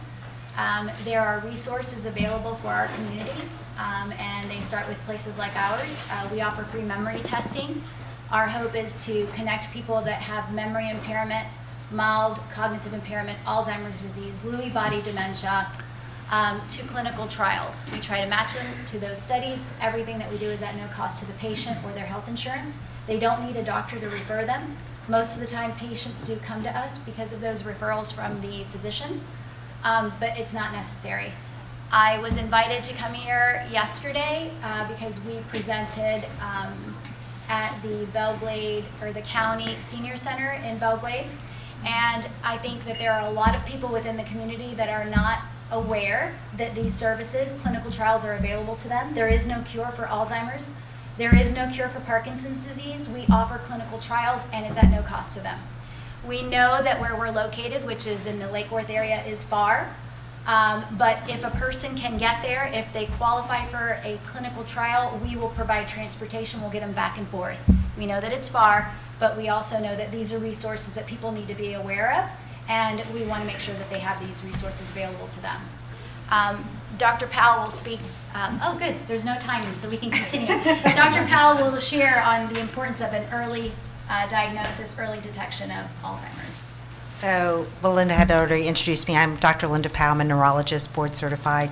I've been here in Palm Beach County for over 35 years now. And the city of Pahokee, I've never actually been here before. So I'm really impressed with the city and the commission today. One of the things that we would like to do is make partnerships and collaboration with communities, and some of the communities that we're looking forward to collaborating with are the Western communities. These are communities who we feel are a little underserved with healthcare, and the importance of what we do is early detection, because dementia affects, if you get old, your risk is high. Over the age of 80, it's 50%. If you're an Afro-American, it's twice as high as a white Caucasian. And if you're Hispanic or Latino, it's 1.5%. And the problem is that early detection is really important. Just like cancer or any other disease, early detection is utmost important. What we're trying to do is save your brain. And so we want to just come out to these communities, try to educate the community with health fairs, any way that we can help the city and the health of the city and the community thrive. We're here for you. So anything you would like us to do, we're here for you. Thank you. Thank you. This free memory test that you do, is it here or is it in Lake Worth? It can be in both places. What we've done is in Belglade, we've partnered with Belglade. We've gone out, the Jubilee, we went out to the Jubilee, we did memory testing, we went to the senior center. So I know quite a few citizens of Pahokee have asked us to come out here, and we can certainly do that. You have an Alzheimer's center right across the street, so we can partner with them.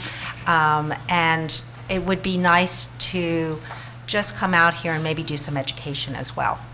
There is a new drug that, there are 2 new drugs that are FDA approved for Alzheimer's disease, and hopefully they'll be covered by Medicare, and that's something that we were involved in those trials.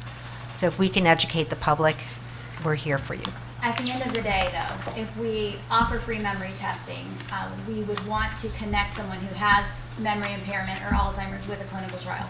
Because what we're trying to do is, as she said, save your brain. It's slowing and hopefully stabilizing the disease process because there is no cure. And those services we would have to do in the Lake Worth area because that's where our office is.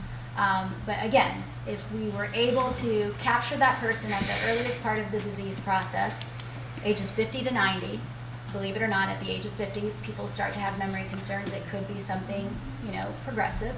This is why we offer the testing. If we're able to capture that person early stages, we're hoping to match them to a clinical trial there in the Lake Worth area where we are, and hopefully do something about their progression of the disease. You ladies have? Yes, yes, we have cards and pamphlets. Thank you. Thank you. Okay. Happy birthday. Thank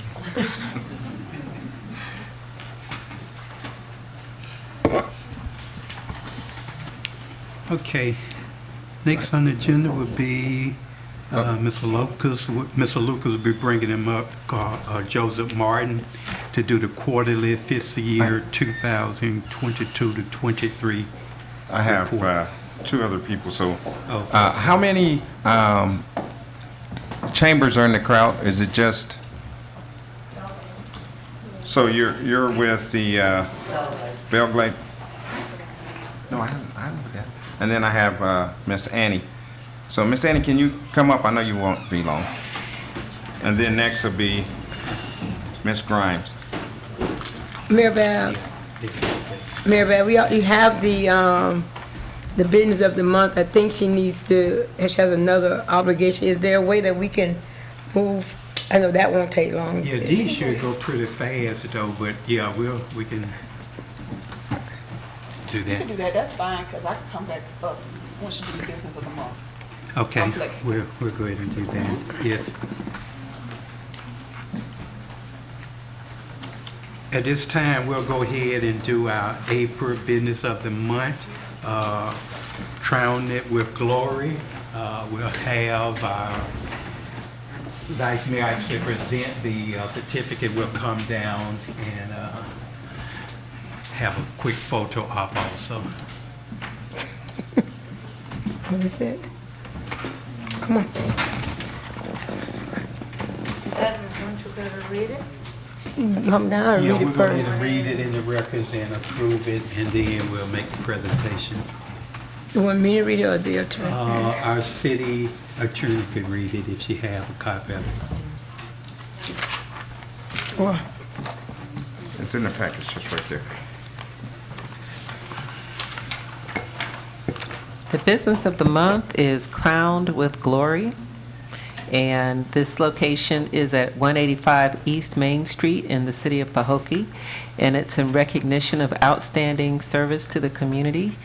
This is presented this 23rd day of, well, actually the date is going to be the 13th of June 2023, and it's presented by Mayor Keith Babb, Commissioner Derek Bolden, Commissioner Sarah Perez, Vice Mayor Claire Mervin, Commissioner Juan Gonzalez, and the City Manager Rodney D. Lucas.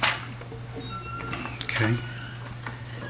City Commission, if you would join me down at the podium so we can present this. Can you tell us about the business? Mervin gonna do it when she go into a little more detail. Because I don't know anything about it. you don't?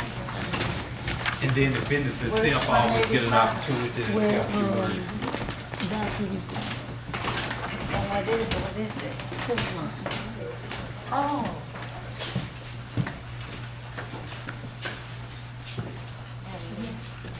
Again, this month, business of the month is Crown Glory.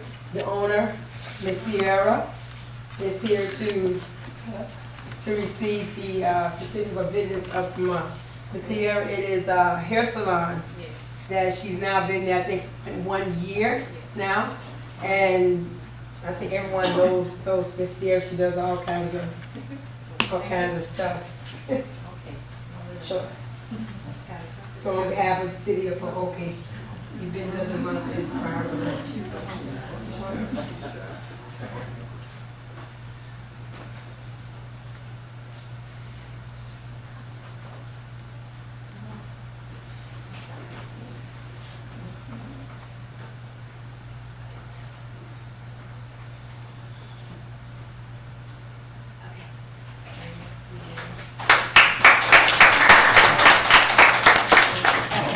Congratulations. Look at her. Look at her. Where you get all them candles from? Tell where you're located and How you get all them Good evening. Good evening. I'm Sierra McHenry DeBurn. I'm super honored to be here. I give thanks to God because without Him, any of this wouldn't have been possible. I want to just say thank you to the board, mayor, everyone in their respective place. I want to give a shout out also to my family, my husband, my daughter here, my little one, mom, my mother-in-law, my support system. So this business, it has been a great opportunity for us. It costs a lot of hours away from the family, but they have been there with me. They have walked me through everything, you know, so I'm really honored to receive this from you guys, that you recognize our business. If there's anything that I can do here in the community to help, I'm going to be there. You guys come by, send clients there. I'm open to everyone here. And I really appreciate it. A little bit about my business. Went to school at Palm Beach State. It was about a year. I passed my boards, everything, and I had my first inspection. Everything was good with the DVPR. So that was kind of like a scare for me, but I always knew it was coming.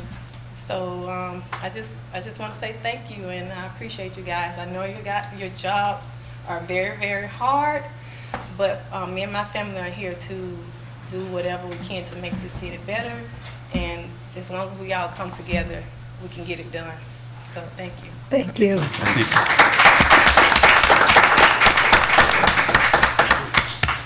You didn't say what kind of services you offer. Hair.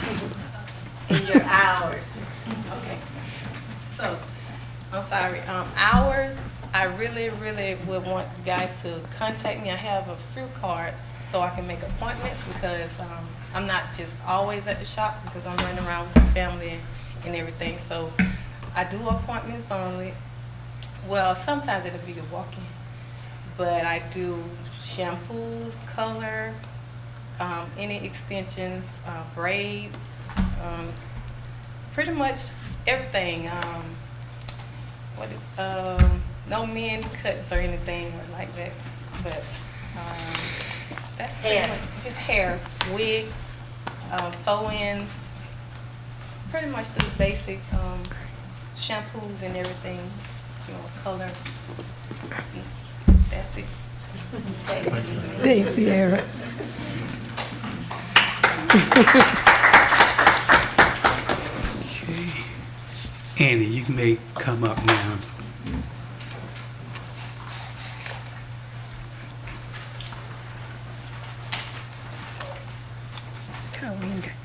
Good evening, everyone. I'm Annie Eiffel with Healthier Glaze. I am actually here on behalf of the events committee, and Ms. Peggy Boulay-Washington. As you know, she's dealing with bereavement.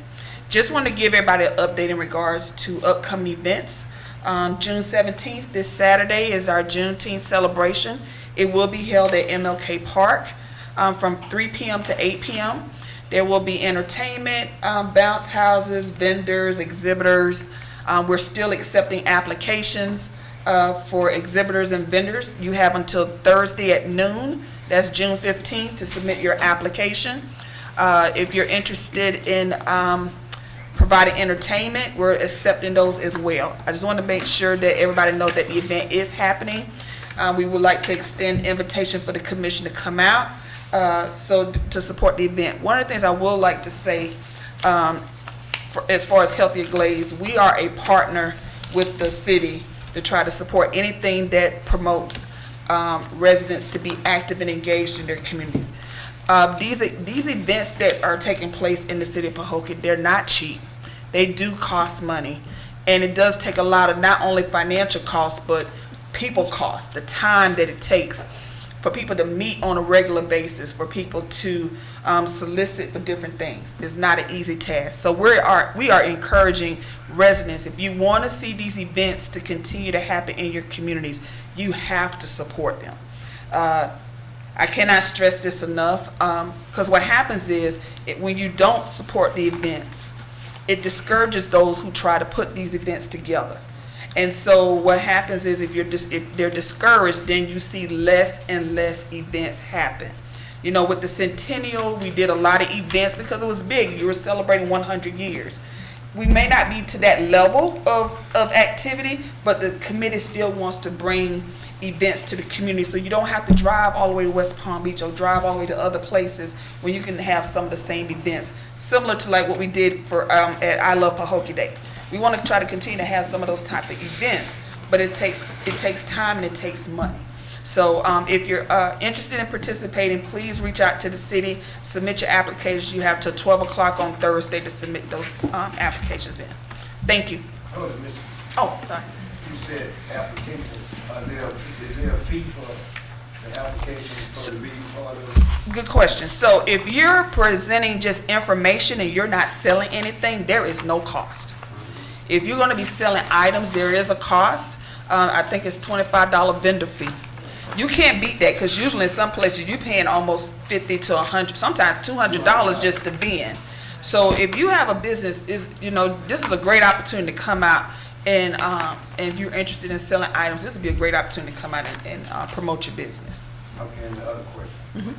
I know 4th of July is right around the corner. That's in 3 weeks. I understand. Yes, and my birthday, by the way. I haven't heard anybody say anything about it. Yeah, so with the events committee, and which is led under Ms. Boulay Washington, as well as the residents that are part of that events committee, they have been having meetings via Zoom to discuss about upcoming events. There will be some more information coming probably after this weekend when we're done with Juneteenth. You'll have more information about 4th of July.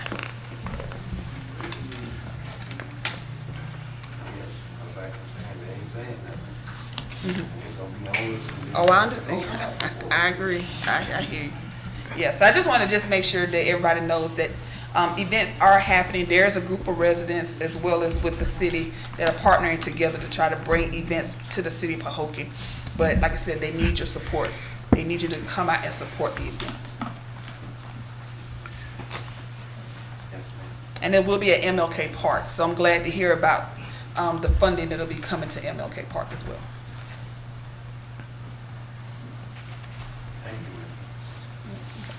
Thank you. Have a good evening. Thank you.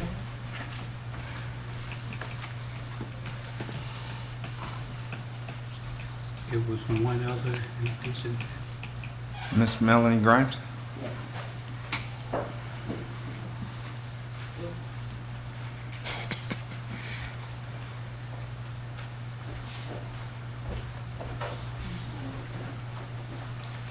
Good evening. Thank Good you for evening. inviting us here tonight. My name is Melanie Grimes, and I'm with the Belgrade Chamber of Commerce. And I was asked by my partner in crime, as I like to call him, the other co-executive director, to come tonight because something had come up and he was unable to make it. I'm not a public speaker. I'm very nervous. I made notes, so I don't That's all forget right. anything. But anyway, the Belle Glade Chamber of Commerce was established in 1938 and has been going strong since then. We have members all the way from the East Coast and West Palm Beach to LaBelle. We have an active board. We host many events. If one of our businesses comes to us and they have an event or a special, something special going on and they want us to help them advertise it, we have a very active Facebook page. We have, I knew I was gonna forget. We have a Facebook page, we have a website. The Belle Glade Chamber also has a program, Leadership Glades, which is modeled after the Palm Beach County Leadership Program. That class starts this September. We still have a few spots open if anybody's interested. We have people that have lived in the Glades their entire life that have gone through this program and have come out of it at the end and said, I never knew. And that program began in 1992 and has been going strong ever since, except for the 2 years when we weren't allowed to have it because of COVID. Our chamber offers a business directory. We have an enhanced membership that allows people to pay an extra $25 a year for their membership.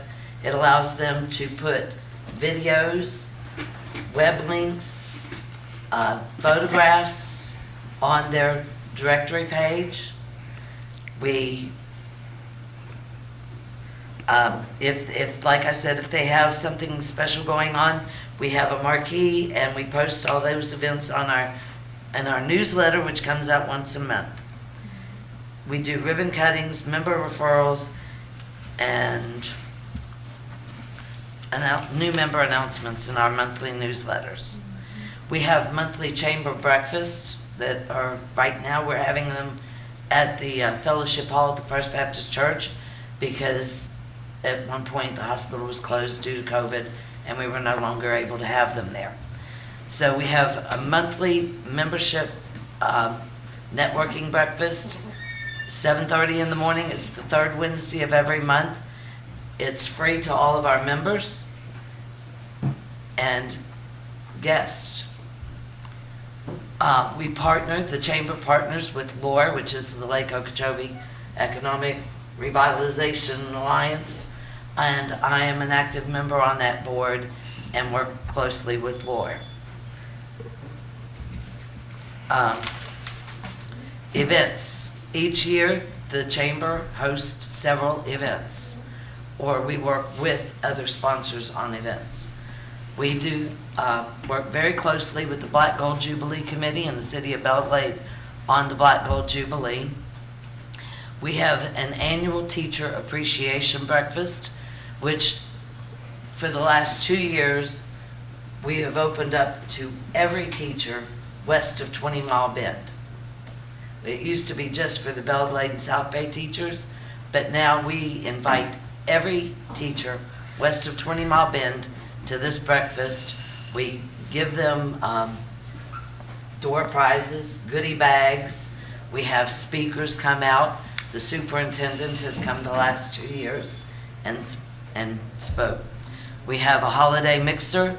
We have a holiday small business and vendor fair, and we have annual awards banquet. We are a member of the Florida Chamber, and we disseminate emails and webinars and workshops that we get through the SBA to all of our members through our website, whatever. I don't know what else I can say. I told you I'm not a public speaker. If you have any questions, please feel free. I'm much better at answering questions than I am at speaking. I'm even better at giving people a hard time. So, what is your initial fee? About all right, we have a tiered system. There are like 6 different fees. We have an individual fee, which is like $60 for just an individual. And believe it or not, we actually have many individuals who are members of the chamber. They don't have a business or anything else. They just want to be a member of the chamber. So we have several individual members. We have a home business. So if somebody sells like Mary Kay or Tupperware or something like that, that's another tier. That's $90. Nonprofit is $130. A small business from 10 employees or less is $150. The next tier, I think, is $300 and then $500. And those yearly, those are Those are yearly yearly. fees. That's not bad. Yeah, I do have to say something, though. You know, members get out of the chamber what they're willing to put into. Mhm. In order to really benefit from what we can do, they have to be willing to participate. Come to the breakfast. Correct. You know, send us your information. If you have an event like the Juneteenth, we're more than happy. We e-blast things out all the time, every day, different events for our members. And when we e-blast it out, it reaches over 2,000 people. So, you know, we get social media reports that our newsletter has a higher than average open and click rate for any newsletter in the nation. You know, so we're a small chamber, Belle Glade, but we offer the same things that I believe any other chamber offers, and we are a part of this community. My husband grew up right over here across the street behind the Prince Theater. You know, I mean, we're part of this community. So you do have other municipalities that join, even though you're in Belle Glade, you have other municipalities, okay, that can join. Yeah, South Bay is a member, Belle Glade is, you know, I mean, anybody, yes. But Right. our businesses that are members are all the way from the coast to LaBelle. So, as far as success stories and what stands out to you as maybe one of the greater success stories of the Chamber of Commerce, is there anything that comes to mind with regard to maybe a business that came in and how they were able to actually scale up? Is there anything that any success story that kind of comes to mind? Well, I know that, like I said before, the people who are members, or the more active they are, the more they participate, the more they put into sending us the information to disseminate to everyone, the more they're going to get out of it. Now, we have like Amin Mohammed, who owns the Boost Mobile store in Belle Glade, you know, and... About Shatara. Pardon me? Shatara, part of it? Shatara? Shatara?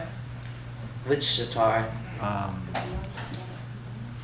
Good question. I can't think of his name right now. The Gus Distributors? From Gus Distributors? I'm sorry, I have... From Gus? From Gus. I'm trying to think of his name right now. It's a big family. Yes. They own the well, plaza. I know they're all, right. You know, yes, it is. It's a very big family. And Amin has brought in members, several of his family members. Abdul. Pardon me? Abdul. Is it Abdul? Abdul? I don't know Abdul personally. Okay, yeah, he's with that family.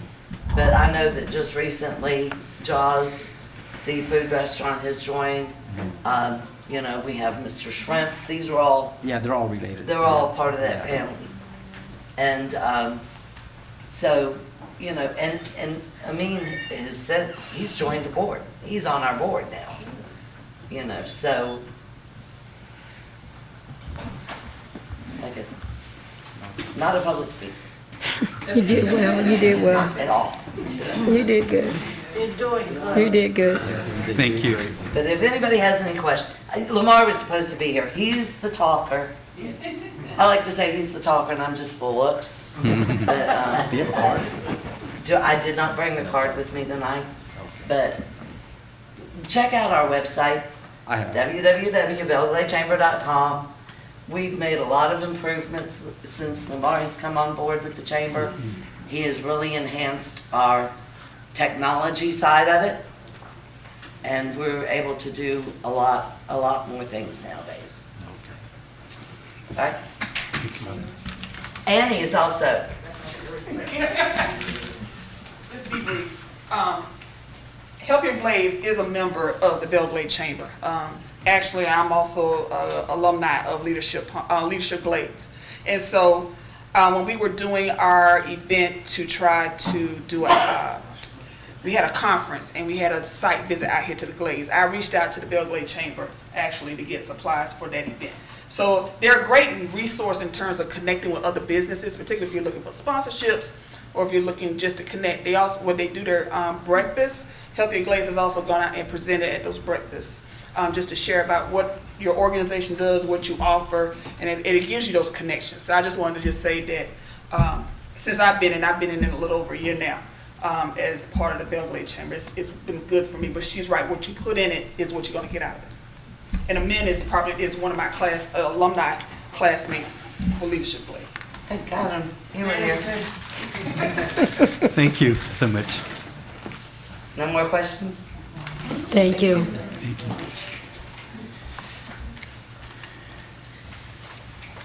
You can continue, that's it. That, just looking through everything, that should conclude it. We're going to have to move the other two, the Central Palm Beach County and the Black Chamber of Commerce for Palm Beach County to the 27th. Okay. And I know at our last meeting, we did indicate at least a majority that we wanted to at least participate or take part in a local chamber. And I know the other two is just for consideration too. We may want to do that, but I'm wondering, are that moving forward, or are you looking for some type of Oh, I just wanted to have the three present and then bring it back as a proposal on how you guys want to move forward. Okay. Why were they not here?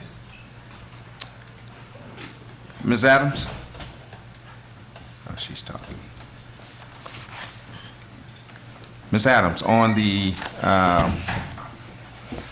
two other chambers, what was their issue with why they couldn't be here?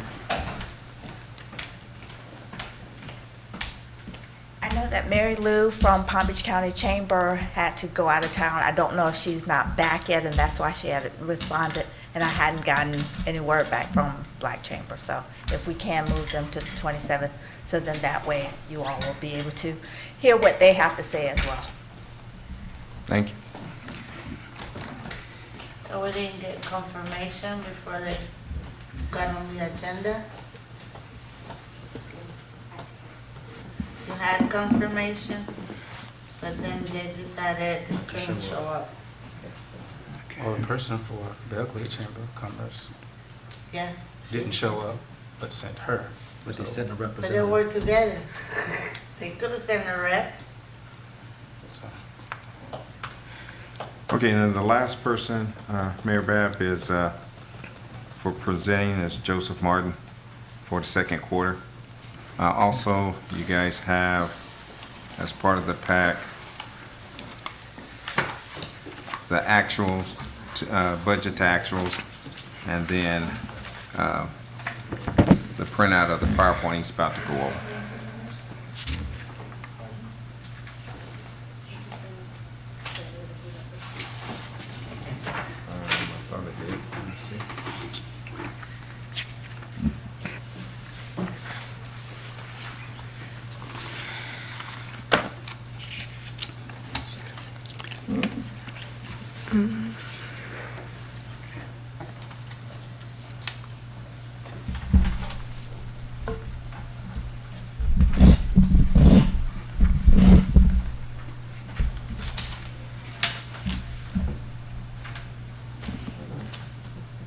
We're seeing Joseph, sorry. I just moved that.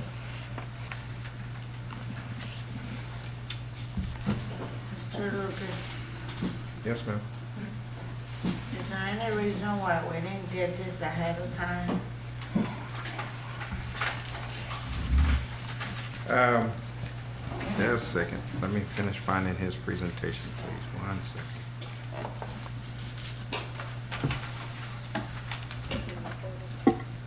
You got it up? Yeah. Yes, that's probably.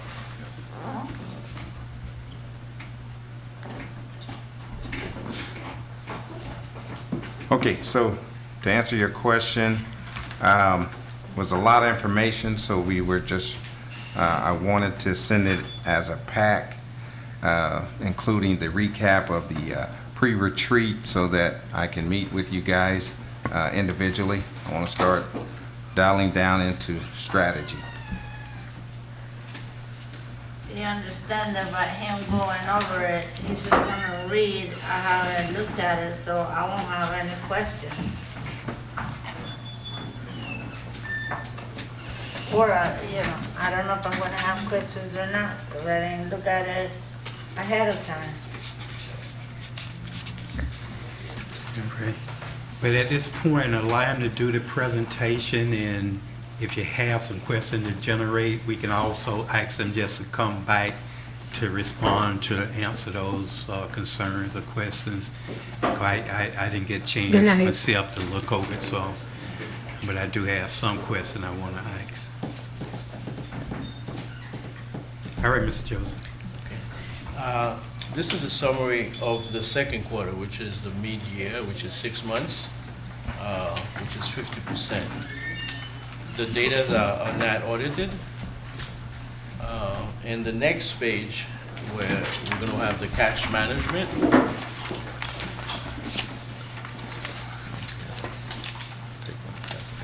overall, the city maintained a really positive cash balance. For the second quarter, as of March 31st, 23, the cash in and cash out of the general expenditures exceed the general revenue by $261,342. There was no use of the fund balance. $0 was used in the fund balance. Any questions on that page? Well, then they're not going to have any questions because Yeah, I do. because they just got it today. Okay. And keeping in tune with keeping them apprised of where the city is financially. On page 4, we're going to go over looking at the revenue of the general fund.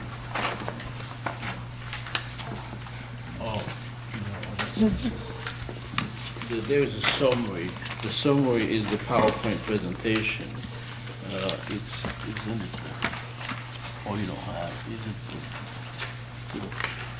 it? Oh, yeah. Oh, okay. So many here. Okay.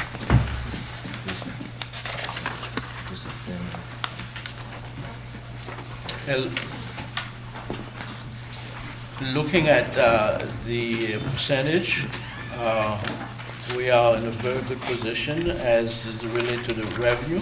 The trending is positive for 5 of the 6 categories. As you looked, overall, the major 6 categories are at 56%, if we take out, excluding the other sources.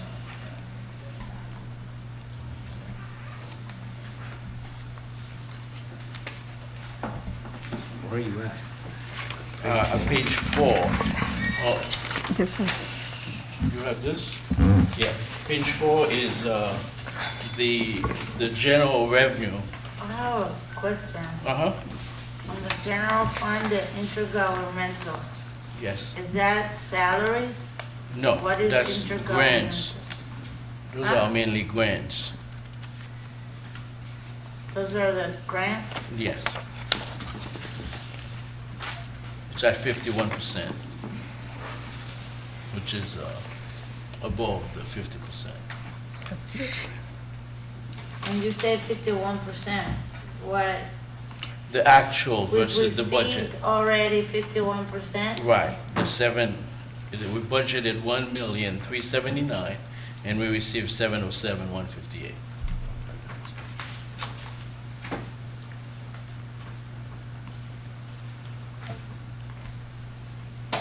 I move on to the next page. Yeah. The next page, we're gonna looking at the expenditures. Again, it's on the general funds. So the overview, most of the expenditures here on the general funds at the department levels are on pace or under budget. A few will need further review and potential budget adjustment in the coming months. The general fund expenditures include some prepaid items such as public safety and others, which it generates a deficit in general fund. However, if you take into account and remove those expenditures, you add a profit. So the city is currently at 47.54% of the expenditures versus 50%. So it's under budget, which is good. Can I ask you something? Yes. On where it says summary of all funds, the budget is The budget is the first column, yeah. and the actual is the next one, and the percentage. And where we at? Okay, so. Let's see.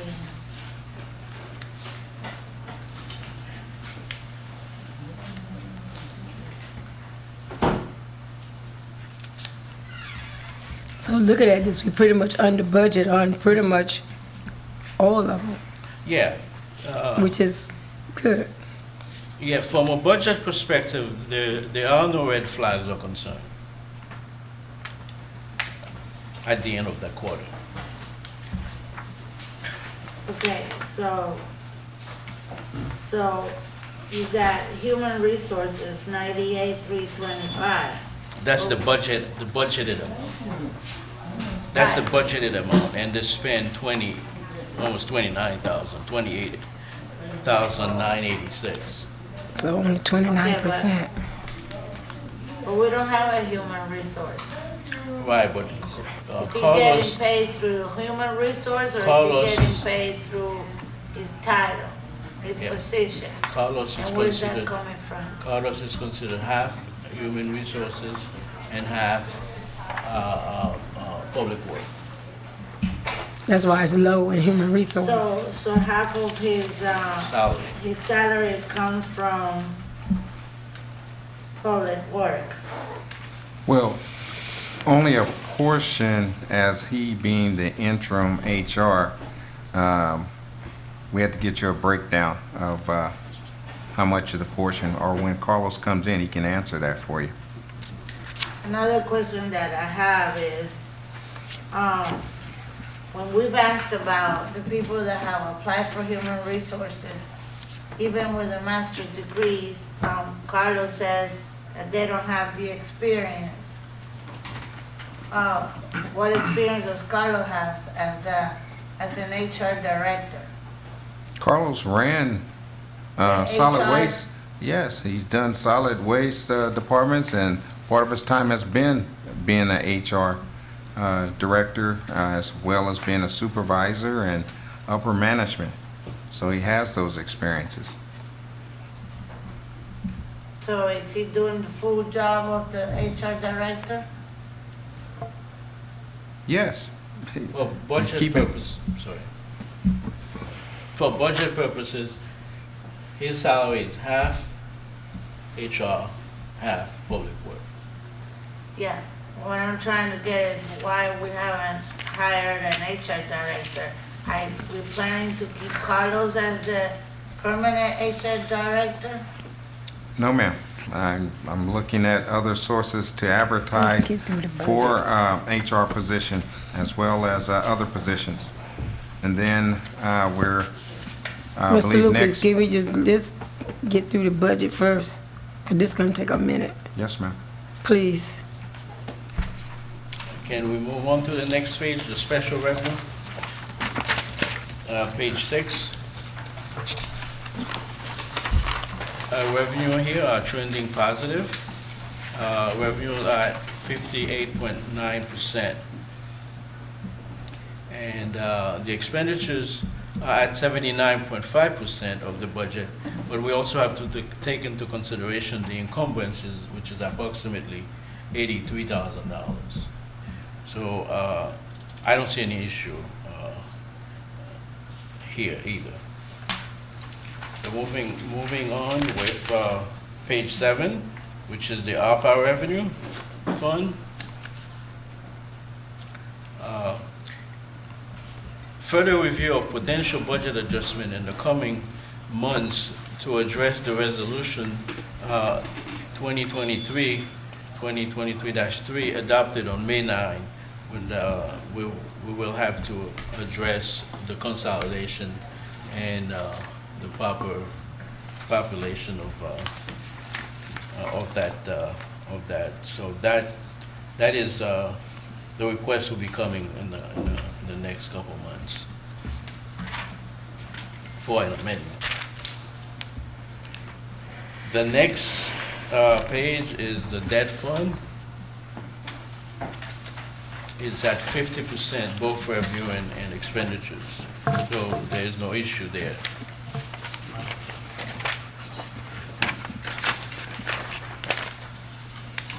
And the maturity date for that debt fund will be December 2023.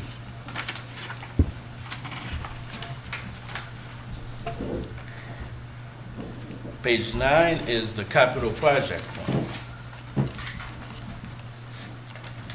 The revenue are really trending 38.12%, which is below the 50% target. Expenditures are at 35% of the budget.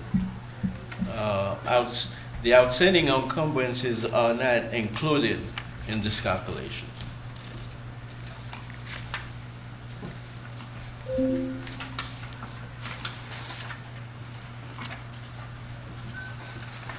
next page is page 10, which the enterprise fund, the marina and the cemetery, the marina compound. Now, the marina and compound revenue are at 48.5%, which is below the 50%. However, the cemetery revenue are trending very positive at a 55.34%.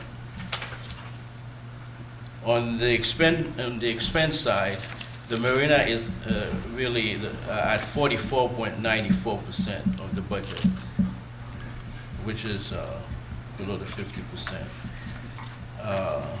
And the expenditure of the cemetery are really at 57, which is higher than the 50%. Why are we higher at the cemetery? Well, the other things, the workman comp and property insurance premium went up, and it was not taken really in consideration during the budget. So that's another item that we'll probably have to address with an amendment. The marina and campground it's the year-to-date actual. So this is the first quarter. No, this is the first quarter of this year, but which is the second quarter of because we start from October to September.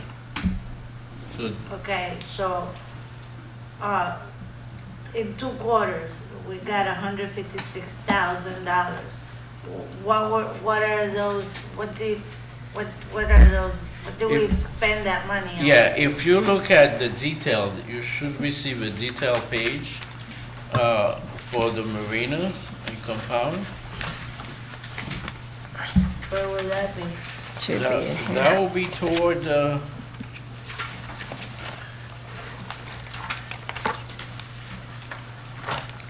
it's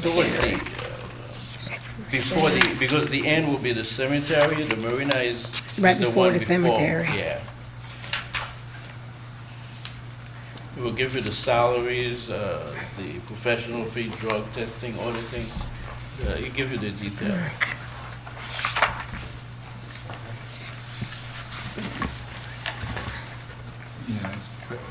What's that page? It's in the back, right before the Before the cemetery. cemetery. Oh.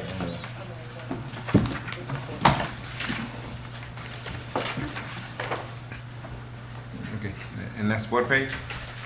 It don't have the page number on it, but it's in the back before the cemetery.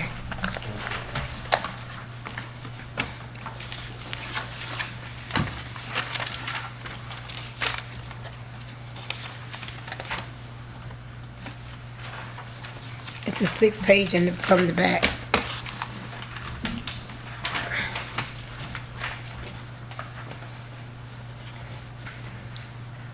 Yeah,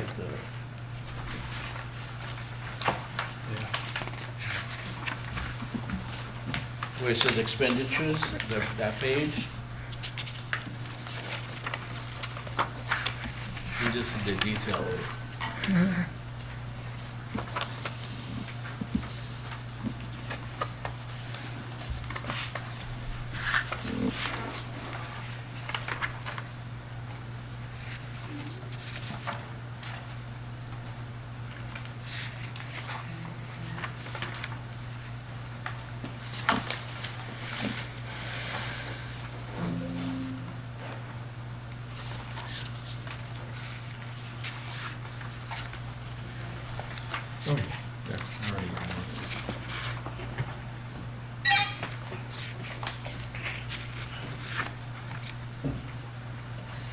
How many employees we got on the marina?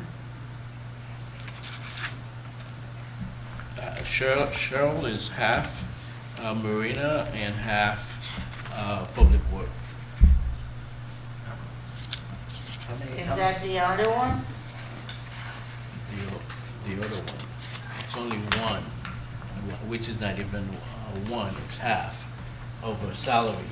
Half of Cheryl's salary is marina and half is public work. If you, how many employees do we have that are getting paid half and half? I'm sorry? How many employees are we paying half and half?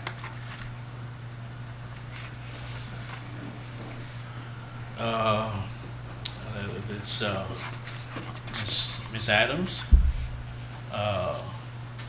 Nylene, Carlos, and Cho.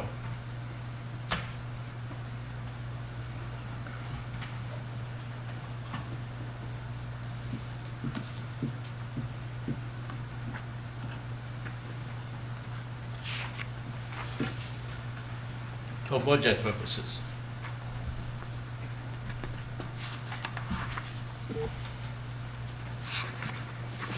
Okay, so is the internet, the electric, the water,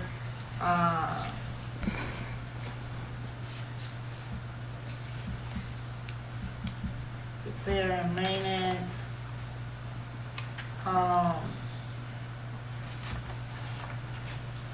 what water are we paying, what electricity, what? Is it just for the one office where the lady works up there? That you have to address with the city manager. You have bathrooms, you have running water at the marina. Are the different departments up there, do they have different accounts? Or is it all one account? Well, they allocate to different departments because we share depending on what building. I'm talking about the bills. The bills, do they come one bill for, one water bill for the marina, one electric bill for the marina, one internet bill for the marina? Is it one or is it different meters, different buildings have their own meters? Different buildings have meters, but I can get with Ms. Constance on accounts payable to break it down for me, and I can get that for you. Thank you.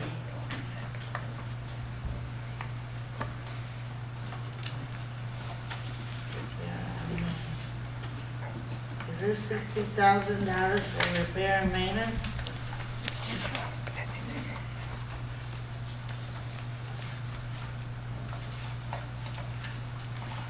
Are you on this one or are you on the, I'm still on the marina. The repair and maintenance, $60,000. That's the budgeted amount, and it's at 42.9.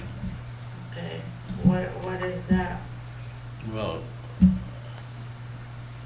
you like to have the detail of it? What makes it? Because we have inflation and things are up. There are We'd some, like to know what repairs we did for $42,000. I know there were some air conditioned. I can run a general ledger detail and give you. I know the AC was just fixed the other day, so, yeah, 42,000, I'd like to know what that entails.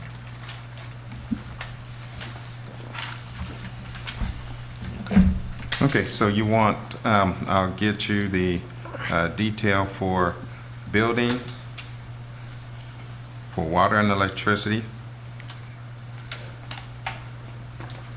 And what else did you want detail? Repairs and maintenance. Repair and maintenance.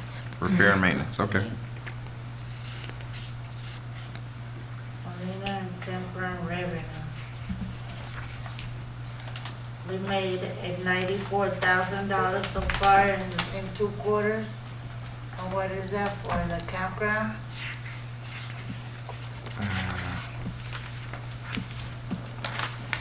Yeah, mainly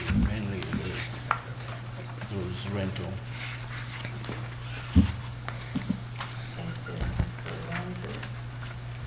Yeah, I can, like I said, we can sit down.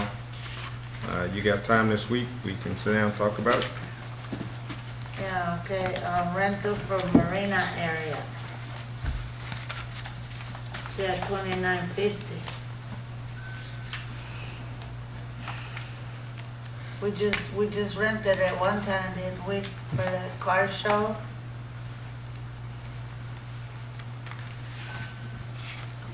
And we rented it for $29.50.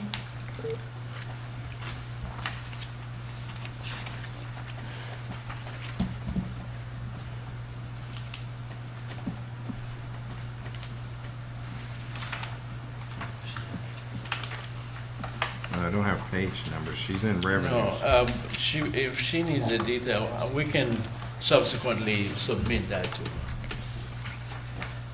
I mean, you don't need to see nothing to answer that question. We've only No. rented it one time. Just it to be was- fair, let me answer this question. The question is geared as to what's the detail. I don't have the detail in front of me. Well, I understand that, but we've also asked for detailed reports. Since I became a commissioner, I've been asking for detail. You need, but this is I give you the summary presentation, I give you the detail, and that's what's being presented. Based on my research, that's always what's been presented to the commissioners. I've only seen you here twice. Right, but I did my research to see how and what was presented to the commissioners. Yeah. And that's, I would say one thing that's not included that was previously, at least previously been asked for, was the credit cards accounts that was spending, because we had a concern at one point, and it came through the IG office, so we would definitely like to, on a quarterly basis, see our credit card statements and how funds are being spent from there. Just for history part, when you say you look at some of the other, to see what's being asked, I'm just sharing that with you. That would be helpful if that can be included in the next quarter. there are some concerns as it relates to that, and we're looking into it, and we're working to bring it to reconcile. Okay, so Mayor, you want credit card statements, you want, so Ms. Perez wanted, so you want revenues and expenditures broken down in detail by the quarter. The who? Refunds.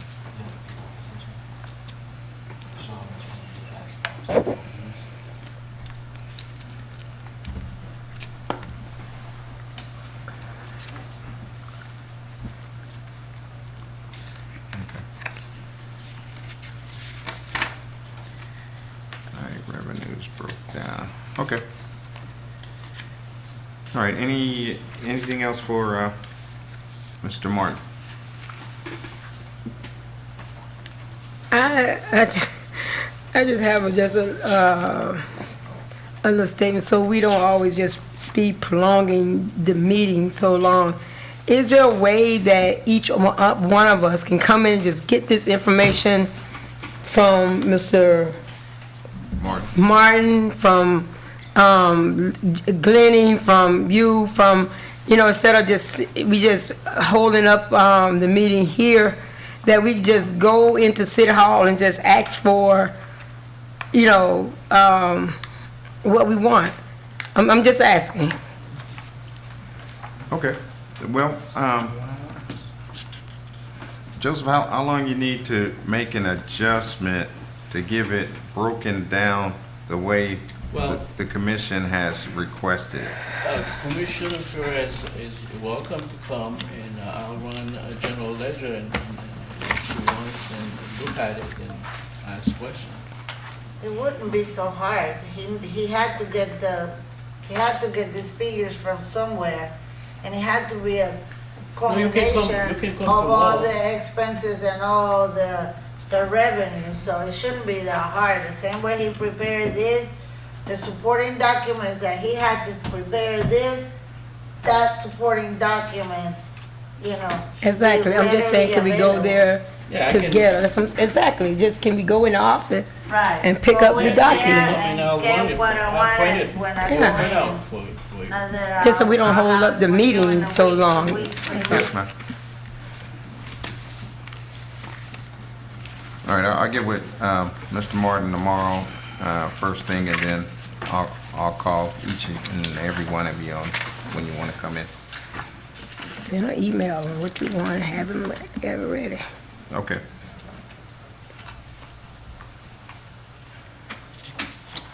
Mayor, you had any other questions for Mr. Martin?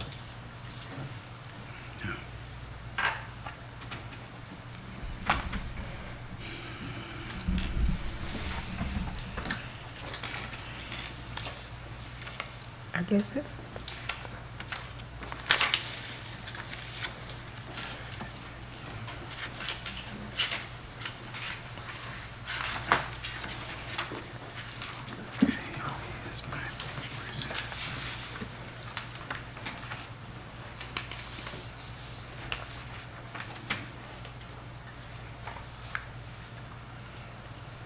Okay. Now, we'll move to our consent agenda, which consists of two minutes. The May 9th, 2023 City Commission Workshop minutes and the May 9th, 2023 City Commission meeting minutes. I'll entertain a motion for the acceptance if there is no issues or problems that need to be addressed to be pulled. Mayor, I move that we would accept May 9th, 2023 City Workshop and City Commission meeting minutes. It has been moved by Vice Mayor Mervin and properly second by Commissioner Bolden for the acceptance of the consent agenda item, which consists of those 2 minutes. Call for questions. Hearing none, are you ready for a vote? Roll call, Madam Clerk. Vice Mayor Mervin? Yes. Commissioner Bolden? Yes. Commissioner Gonzalez? Yes. Commissioner Perez? Yes. Mayor Bab? Yes. Thank you, Madam Clerk. Thank you, Commissioners. Motion passed by unanimous vote. Now we'll move to old business, discussion of existing activities of previous held events, if any. I don't see any listed, but any status update on any of our projects that we have ongoing. Well, I was gonna do it in the report, but. Okay, if you got it included in the report, that's fine. Okay, yes, sir. We can cover it there.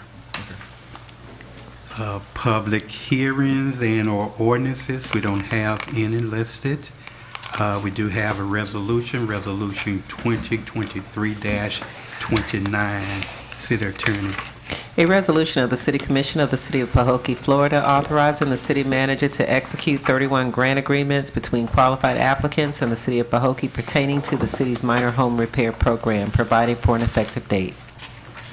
Thank you, City Attorney. City Manager, could you give us a brief explanation of this resolution? Yes, sir. This is our third install of applicant for minor home repair. On the last page is the 31 applicants. You guys can see in how much their amount is, that they're 60%. The allocation for this, since we consolidated, is $375,000. This batch represents $142,940 at the 60% mark, and this is third batch, and we're seeking approval of the 31 qualifying residents for minor home repair, as you see in Exhibit A, the residential spreadsheet. Thus, the staff is recommending approval of these 31 applicants for a total of $142,940. And then I gave you guys like a summary listing there separately that has the breakdowns of the numbers for ARPA.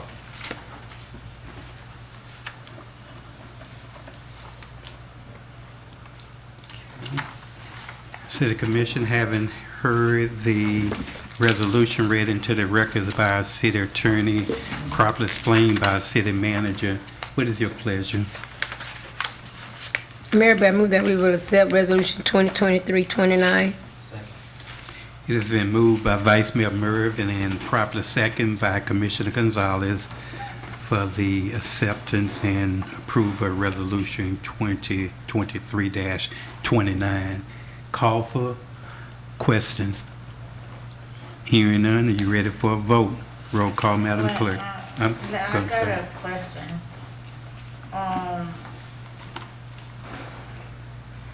When we do in the repairs, you have there's pressure washing and there's painting. Is that has to be done by a professional, or the property owner could do that themselves?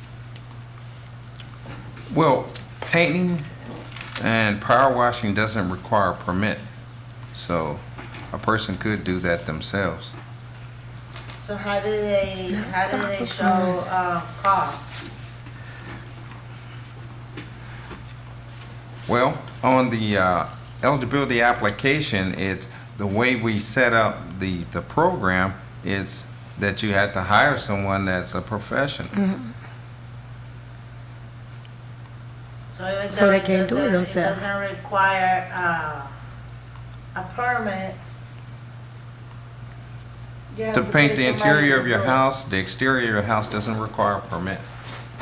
Yeah, I But know. our program requires that you have a licensed person. That's how we set it up. Okay.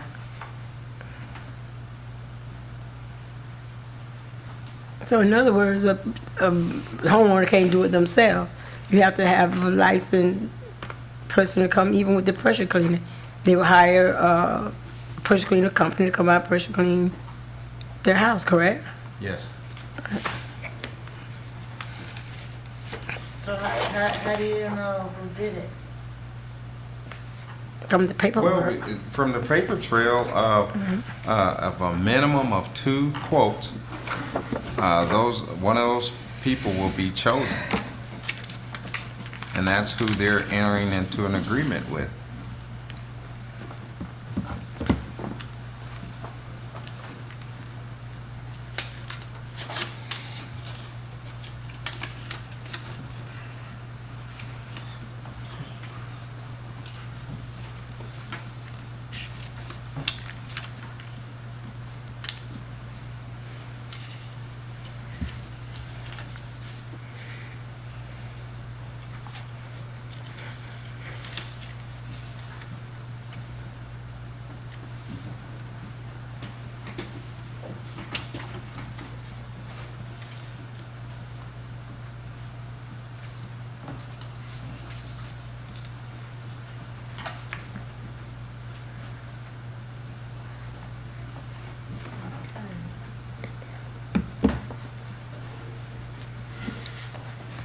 So we're going to do remodeling.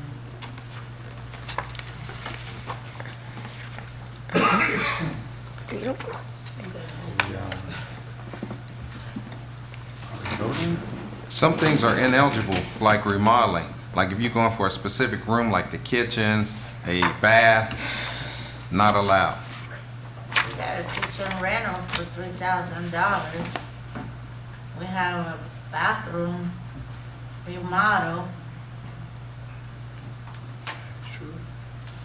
For Maybe it's just, $3,000. maybe their toilet or something's out and they're replacing the things.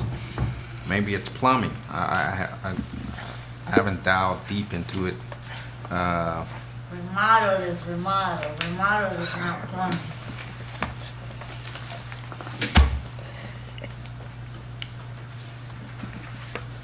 We don't have to go over all So these. for those who do have He's been approved remodel already. on theirs, can we go back and request, I guess, a bit more detail? And I guess if that's not one of the jobs that are eligible, then we would have to scratch that one. Or have them choose something Should it be on their paperwork? Their application that they filled out, it should be on their application, what their. Yes. Yeah. But have these already not been approved? Everybody here has already been approved.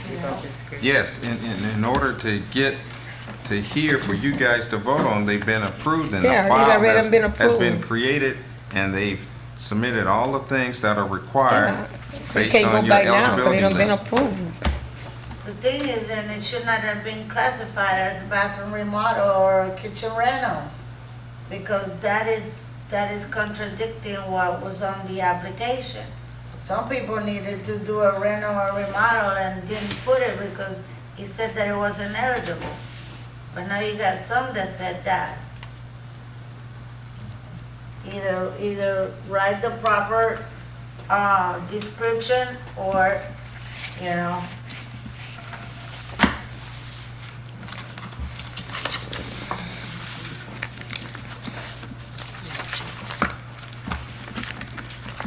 I don't know what y'all want to do. They done been approved now, let them, it's done. Maybe $5,000.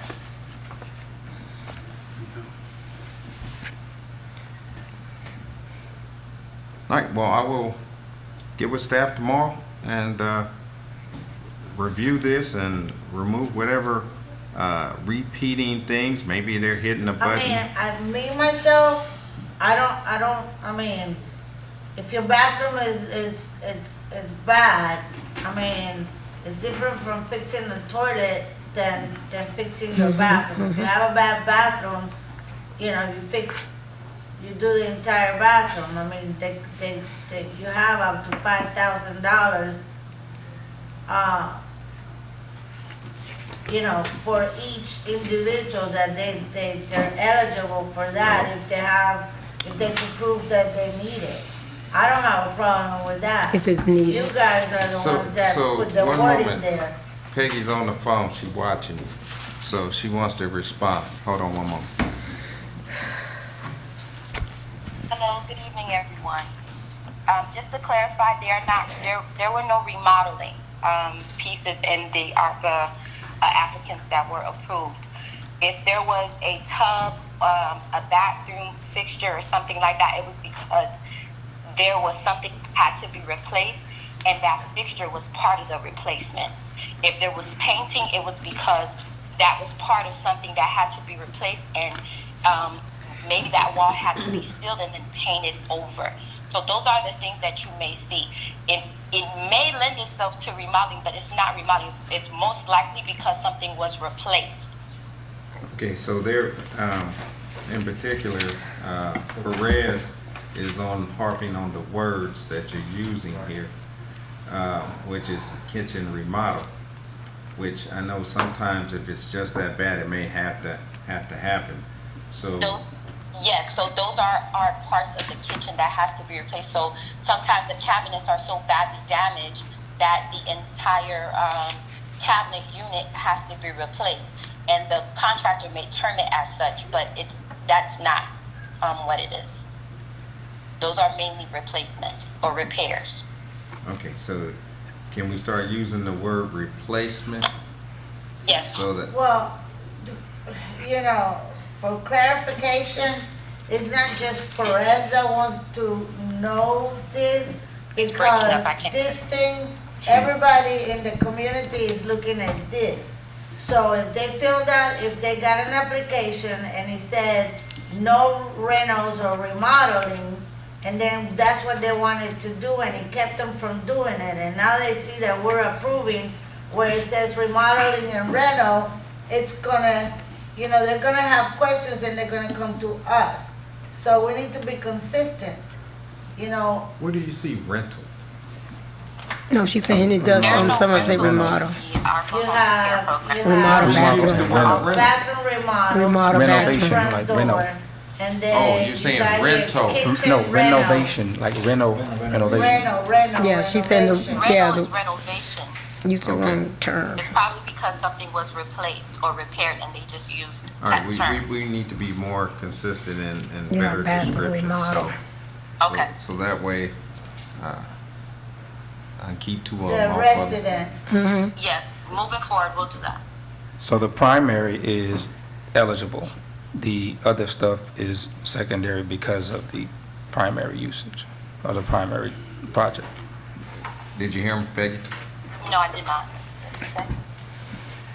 So he was saying that the primary source is whatever's being repaired, and the consequences of how bad it is makes it the renovation. So renovation is not the primary reason they're getting the. Right, so Alright, so this let's one watch, says let's fix watch the word. toilet plumbing, Yes, replace we'll go shower ahead and head. revise the wording. Convert tub to shower, add safety rails in bathroom. Sounds Lower like a senior. kitchen cabinets and bathroom vanities. Then you got it, bathroom remodel. So you're gonna put a replace vanity, pressure wash, and paint house. In some places, you're detailing what they're doing with the money, and the other places is just a bathroom remodel, and that's the way that they're gonna see it. Well, it says on here that you're not paying for remodels, but you got these people that you approved. So I know they're gonna come back with this. I'm trying to get it clarified before, the questions arise. 'Cause I'm sure they're out there, or there will be as soon as they look at it. We haven't had any issues of such, but again, we will definitely take that into consideration and revise the language in terms of replacing and repairs to those items. Thank you. Thank you. You're welcome. Thank you. In, May I go, Mr. Lucas? Mayor, is it- in additional questions, Okay, thank you. Thank you. are you ready for a vote? Roll call, Madam Clerk. Vice Mayor Mervin, Yes. Commissioner Gonzalez, Yes. Commissioner Bowden, Yes. Commissioner Perez, Yes. Mayor Bab. Yes. Thank you, Madam Clerk. Thank you, Commissioners. Motion passed by unanimous vote. And we'll move to new business. Presentation by the city manager of activities of upcoming events, if any. Well, the only thing we have coming up as far as events is the Juneteenth, Saturday, June 17th. They'll be at MLK Junior Park from 3 p.m. to 8 p.m. So everyone, if you got an opportunity to come out and enjoy, it'll be set up similar to the way I Love Pahokee Days. So should be pretty festive and nice. And then next would be July 4th, and we'll get stuff out, make sure we get flyers out this week, or see what's going on and why it hadn't been. Thank you. Now we'll move to the mayor's report. Just want to make an announcement. The Pahokee Housing Authority currently have a Board of Commission seat vacant, and we want to try to fill that as soon as possible. They have asked previously that any consideration be kind of submitted to them beforehand so they can make sure there's no conflict of interest, and we have done that on 2 names.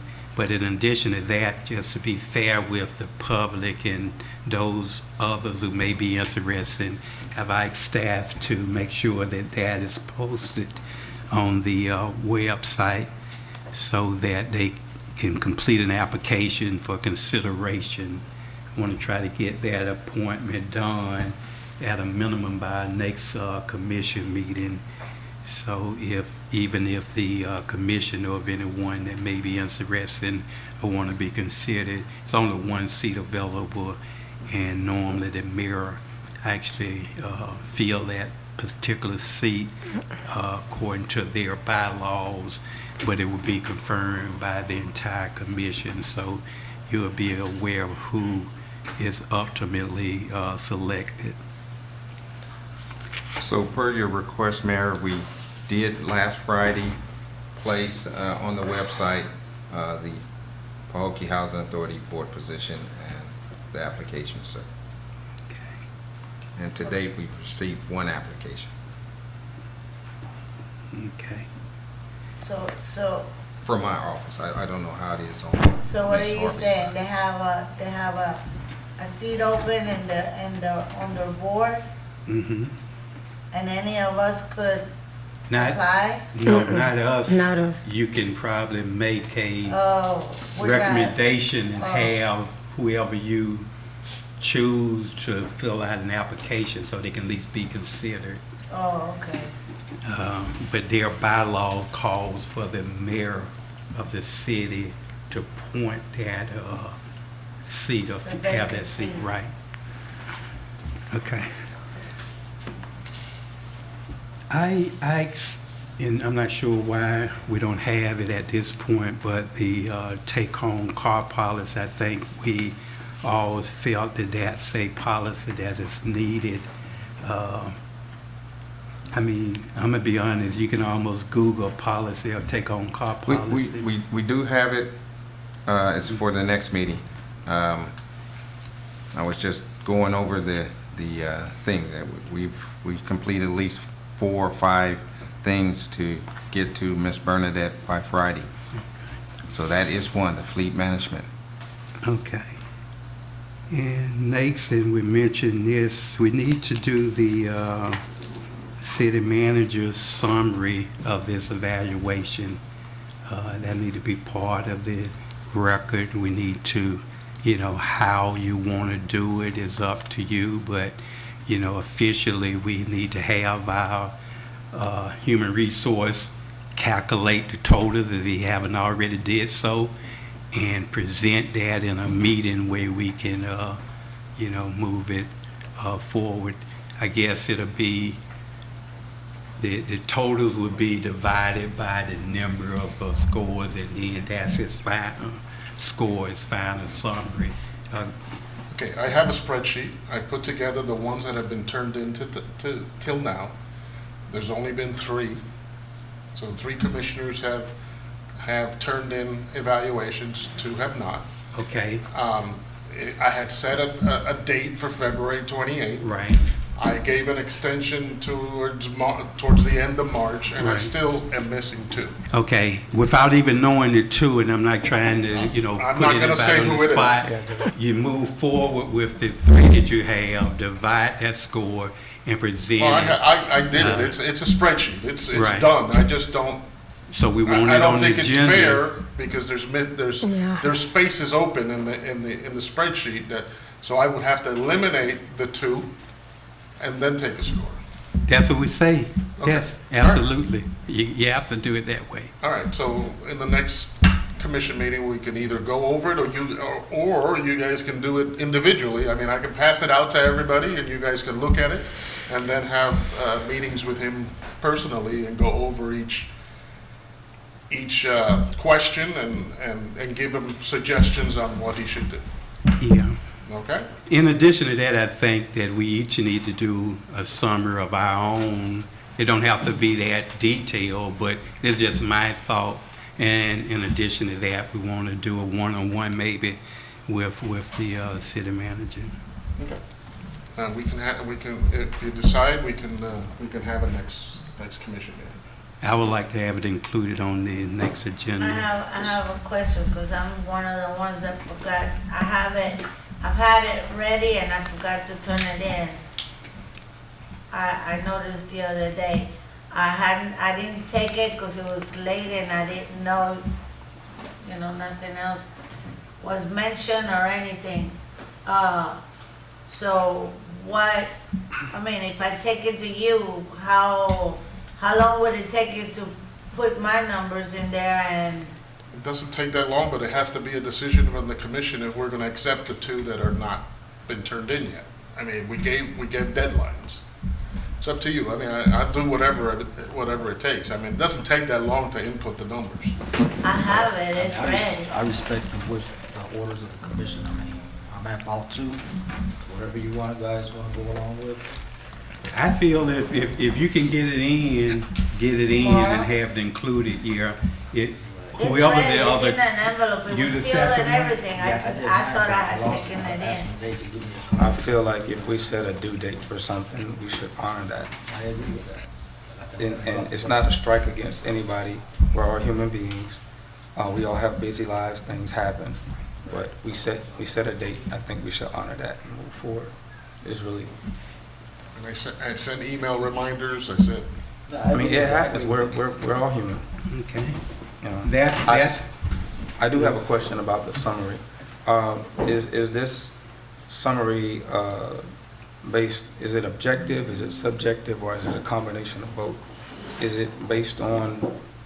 Are we going to base it simply on how you feel, or is there going to be some substance to how you feel for or against or whatever?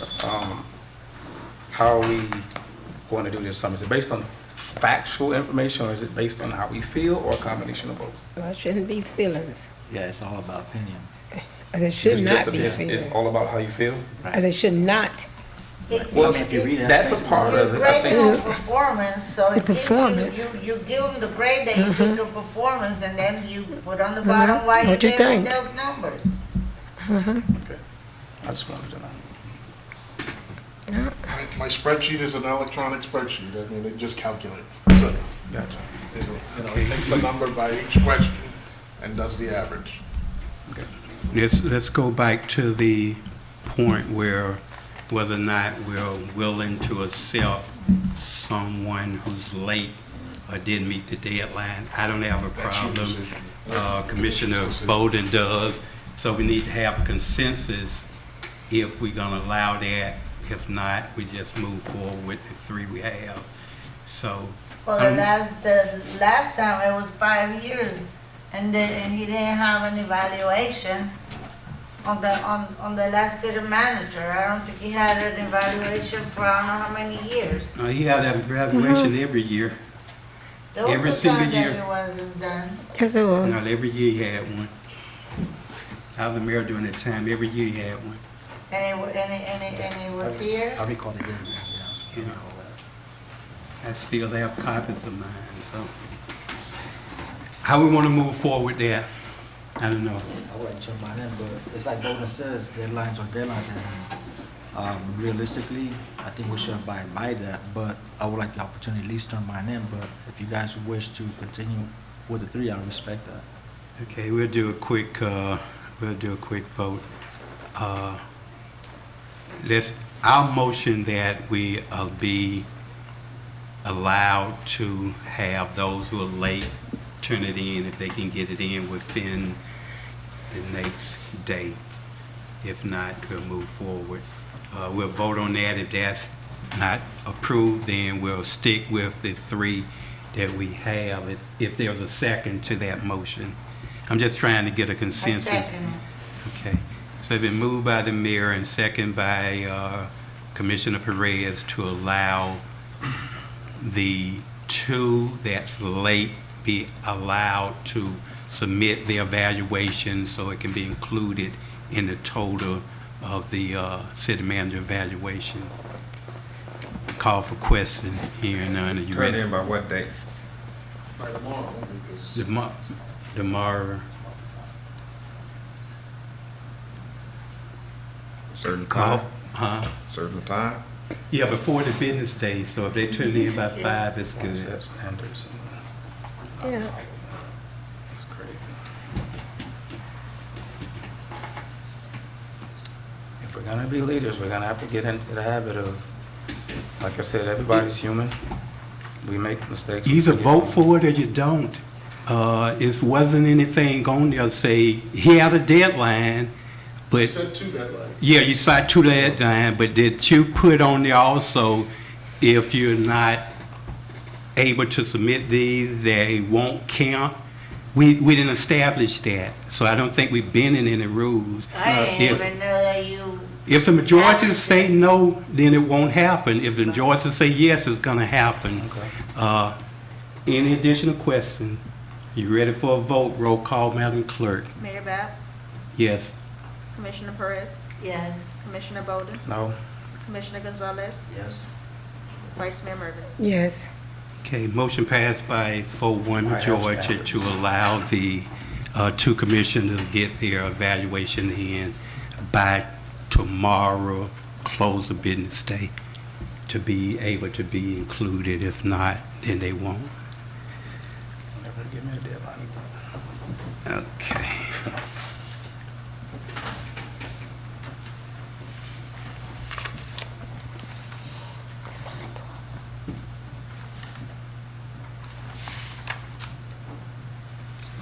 I just want to mention on McClure Road, I know it probably going to come up in a future project update, but I think we're going to receive like 2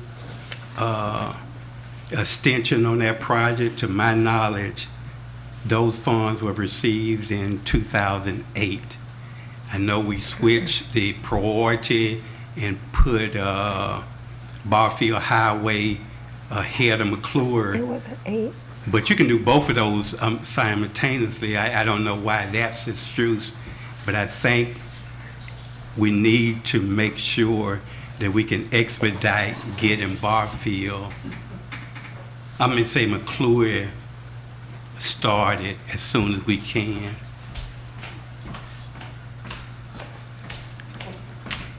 Good evening, Mayor and Commission.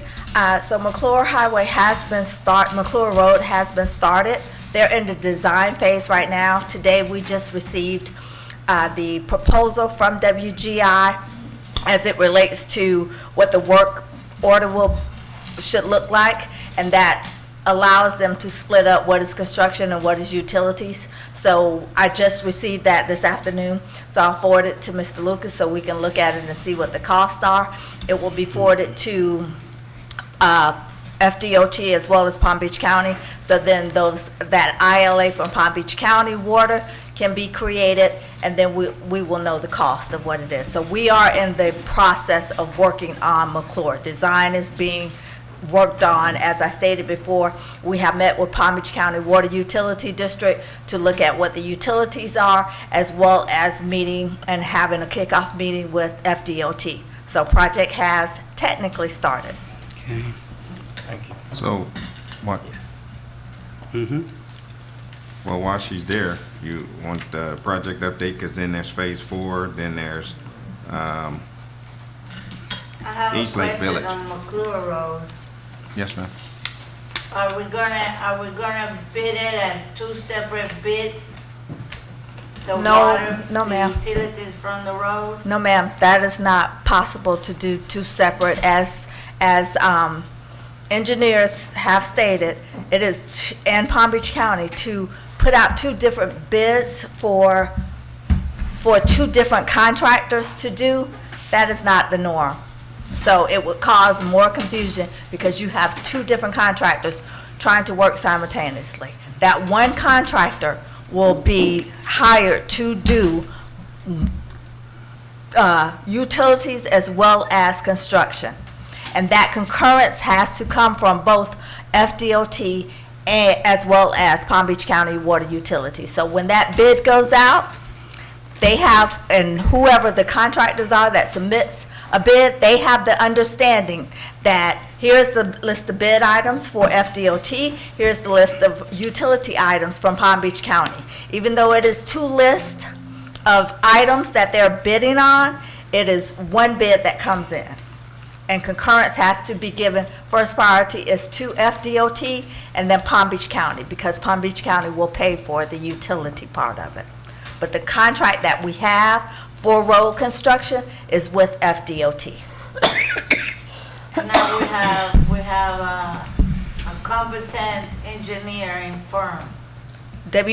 Right now we have WGI as our engineer of record. Is that the one that did Barfield Highway? No, ma'am, the A&E. You all signed the contract with WGI, I believe it was last year. 2 years ago? 2 years, yeah, 20. Yeah, about 2 years now. Yeah.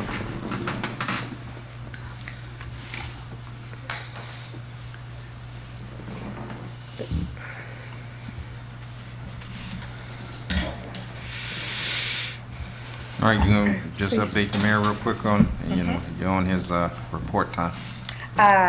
Okay, so Barfield Highway, milling has started north of Obama, as well as the drainage that has gone down for 2nd Street. Asphalt has begun, as well as drainage north of Barack Obama. East Lake Village, cleaning, removal of debris has been submitted. You all just last commission meeting approved for extension for East Lake FDP funding so that we can turn around and submit for reimbursement for that project. Within that was excavation has been done, as well as drainage pipes have been put down. I went over McClure, Larimore.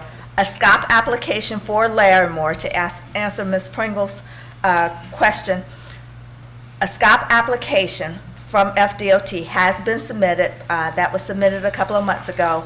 We're still waiting some things that need to be adjusted, some additional pending items, and then final review will come from FDOT, and we will know if we have received funding. I don't know exactly how long that takes, but they're reviewing, and there's a couple of things that I'm waiting for the engineer to be able to answer questions on so we can submit that back. Phase 1 of MLK, to answer your question, Commissioner Perez, in reference to, and Commissioner Gonzalez, what has been started for the project. So phase 1, as you all know, is $250,000, $20,000, it was a total of $270,000. Of that $250,000 is funding that will come directly from FDEP. $20,000 of that is a match. So within that, even though you do not see anyone out there working, WGI has to do site planning, as well as Mr. Lucas mentioned, boundaries and survey. All that has to be completed before we can put anything out for a bid to commence. So as soon as those things are done, then WGI will turn around and issue work order, and then we can move forward with the project. Thank you. Okay. Thank you. Right. And I will continue. I noticed Tom spoke about the funding that we received, the $250,000, along with hoping and applying for another $500,000, $500,000 for MLK. My only concern, only question is, part of Mr. Luca's presentation was about what the project would consist of, and he talked about a soccer field and the demucking. My only real concern is Palm Beach County sat here with Melissa McKinley, the former county commissioner, and pledged and obligated the county to assist with building a soccer field at Duncan Paget Park.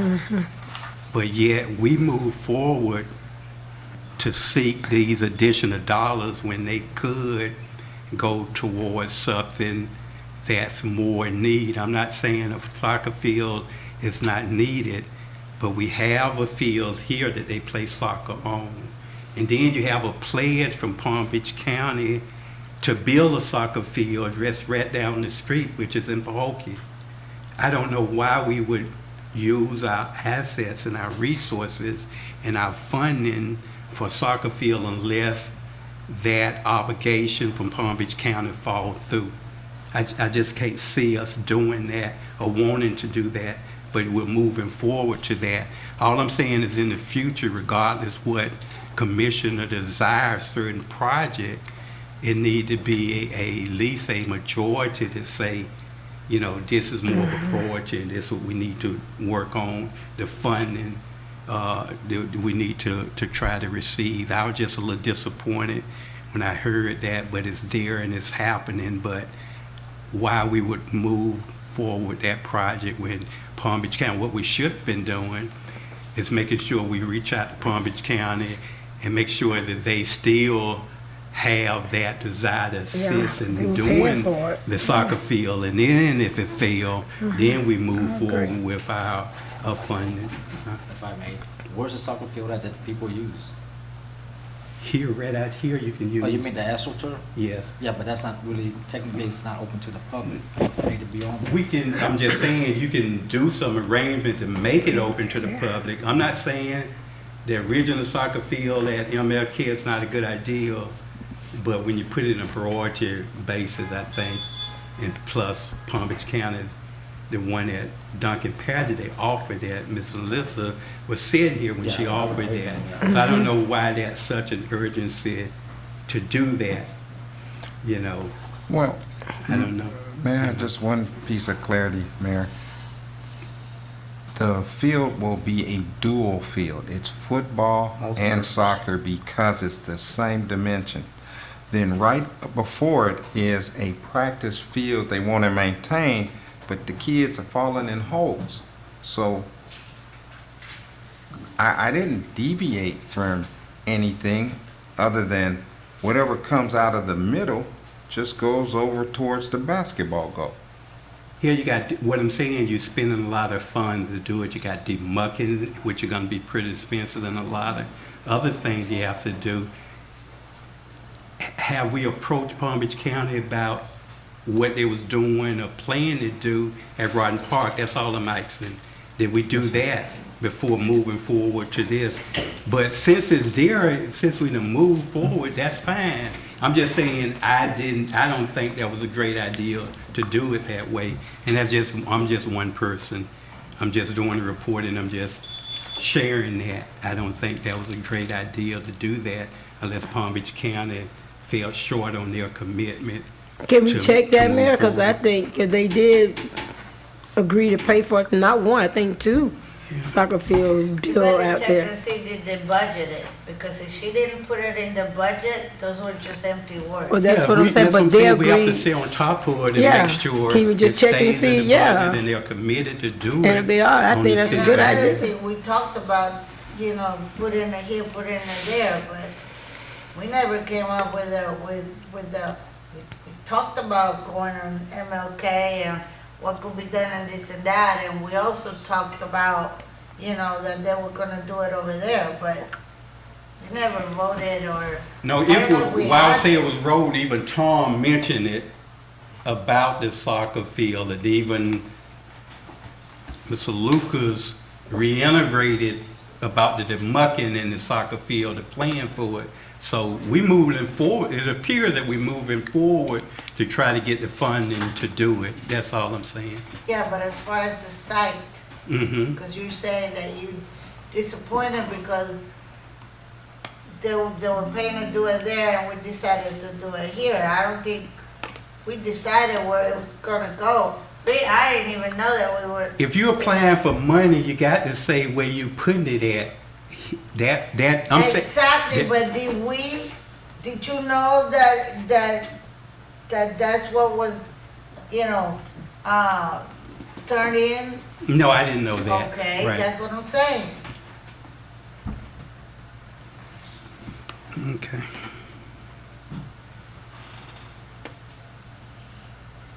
And I just want to mention, and I try not to be critical at all. As a mayor, I always try to be a cheerleader for this city, but I still think our upkeeping of the city is going down. It really is to me. It may not seem that way to some, but personally, to me, and I know Mr. Lucas did a little side joke about I look for a Rick Carden type of hotel type atmosphere. Maybe that's true, I don't know. But I just see grass growing up in the sidewalks and the roads are crumbling. And I know we're working addressing that, but I'm just saying, we got to have some sense of urgency to put some of these projects and get them started. And with the few we are working on, been projects that have been sitting on the shelf for a long time, and they are being realized. But we, as a new commission, we haven't put any new projects on the table yet. I know this apartment building coming up. I'm not talking about the 60 units that Snodgrass and them is going to be doing. This other one, that's the original. They're tearing down the building and getting ready, I guess, to start some work on that.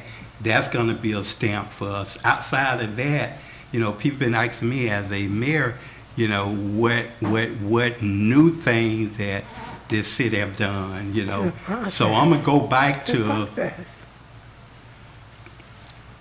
filling at least filling some of these potholes, and we started the conversation saying that I know it's a Band-Aid, but have you saw some of the roads? I mean, Clarissa, the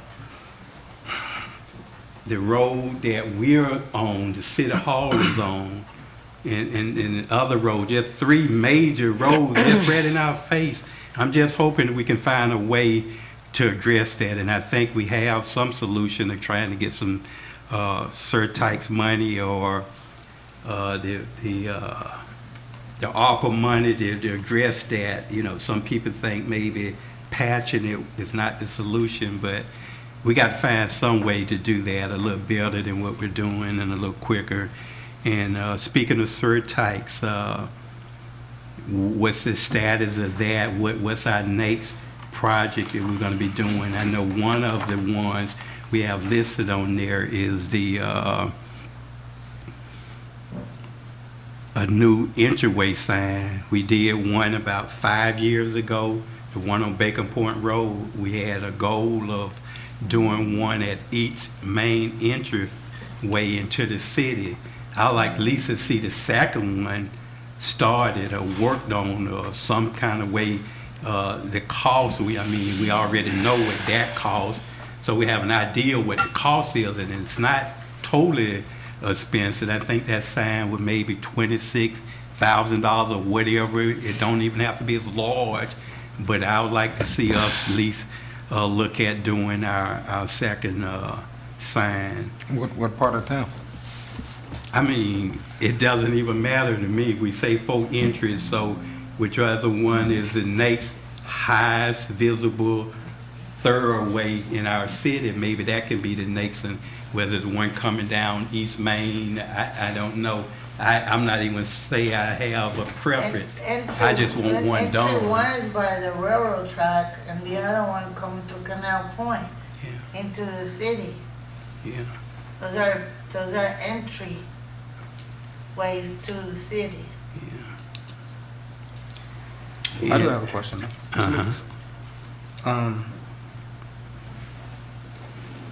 Going along with what they've just mentioned, are there any restrictions that you feel you have in getting some things like this done? Because I heard 26,000. I don't know if that's total or for one sign. That was the large one. That's what just was for one.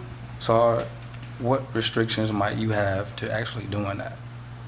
So I asked yesterday Mr. Martin about the restrictions, so I didn't bring that sheet with me, but there, I will get it out to you guys tomorrow, in which it says, here's the parameters of how we can use the surtax money. We also have a report that surtax money, the way you wanted to spend it, had to be approved through the county. We have that sign, those 4 signs listed on there, and it's been approved. Well, it's already with the county. You just have to We're not coming up with new ideas of how that money should be spent, should be used. So it And I should be. think signage is already on there. If I'm not mistaken, when signage is already is on there. So for surtax. For what year? Because we get surtax every year. Yeah, it don't matter, because you can't change what's on there. Because it's handled by, it's looked over by Florida, Palm Beach Legal City. If I do my list this year for next year. It's not, you can't do a list for that. The list is already made for the. You don't do the list at the beginning when it started, and that list is good to the 10 years that the surtax is. So if I may. How often do you do those? So when we initially, the 1 cent surtax came out, the city submitted their list of the items that we would like to use those dollars on. We have used dollars on surtax dollars from, I believe it was starting 19. So if there's changes that you all would like to make to that list, we can contact the league and ask how do we go about submitting changes that we would like to do. But there are items that are lined items, as Mayor said. The signage, we use 26,000 for the entry sign coming into Bacon Point. Signage is listed on there. The splash pad is listed. There's about $100 and some thousand that has been identified to use to repair the splash pad. Phase 1 of where we did sidewalks for Bacon Point. We have sidewalks that have been identified that we know we need to do. So there is things that we have identified, but if you would like to change those items, we can contact the county. What I would like is to see the list. How often, I'd like to know more about the surtax, how the cities have to do it. How often are you supposed to turn in the list? And if you only did the list at the beginning, and that list is, for your money, I want to know what's been done and how much we have used, and how, each year, what we have collected, and what we have accomplished out of that list, and how much we paid for it. And we do have a list, and we do have to submit a report to Ms. Hanson, Mr. Ratcliffe, of what has been expended and what has, so finance does have that list. And we can do, if it's okay with Mr. Lucas, next commission meeting, do.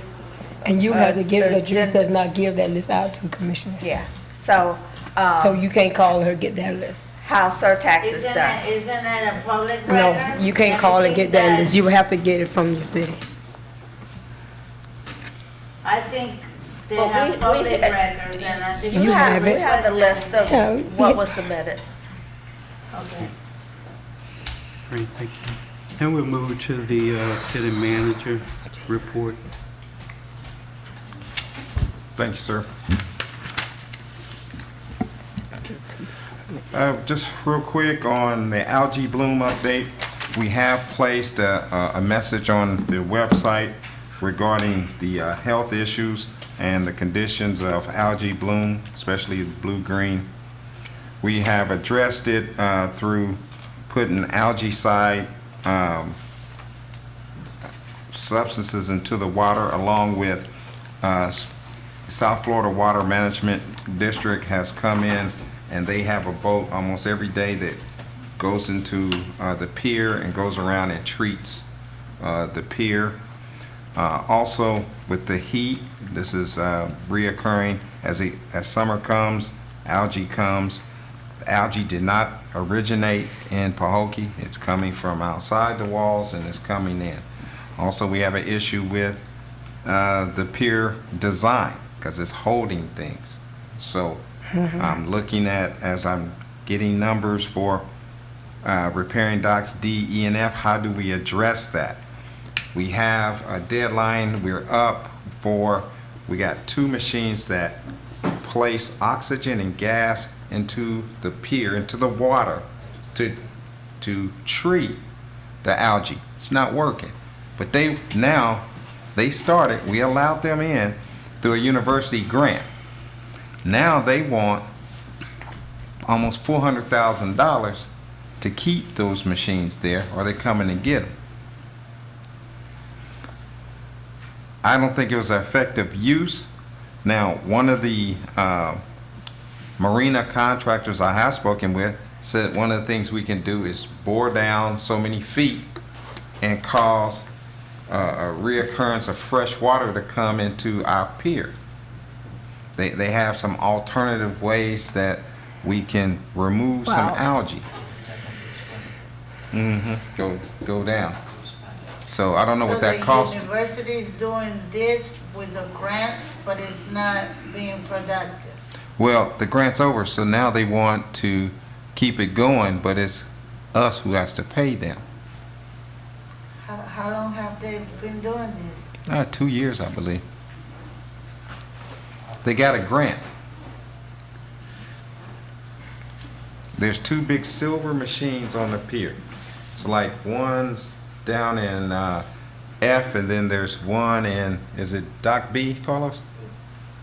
Yeah, you'll see them. And then you'll see little bitty bubbles that it's producing if you walk on the pier. Because you looked when we were out there. So I thought that the issue was that the water was not circulating.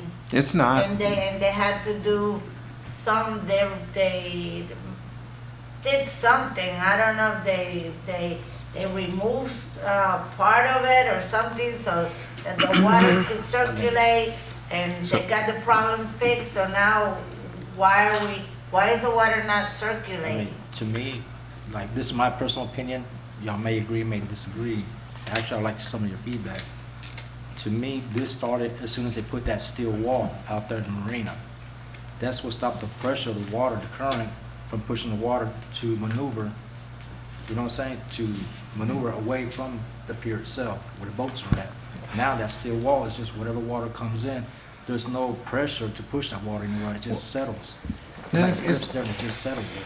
It's interesting you bring that up. So, because they did remove some of the walls when I first got here. But then the biggest complaint was, like you're saying, the flow was somebody came in, come to find out it was the county, to put the big rocks, and that broke the momentum of currents to come through. So the hole that was made, they blocked it.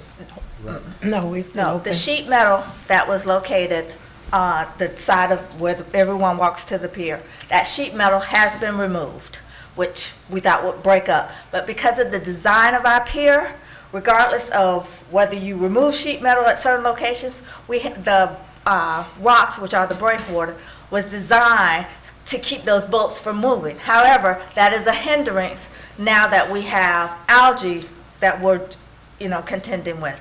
The nanobubbles, those machines, the aerators, help to circulate and move that water.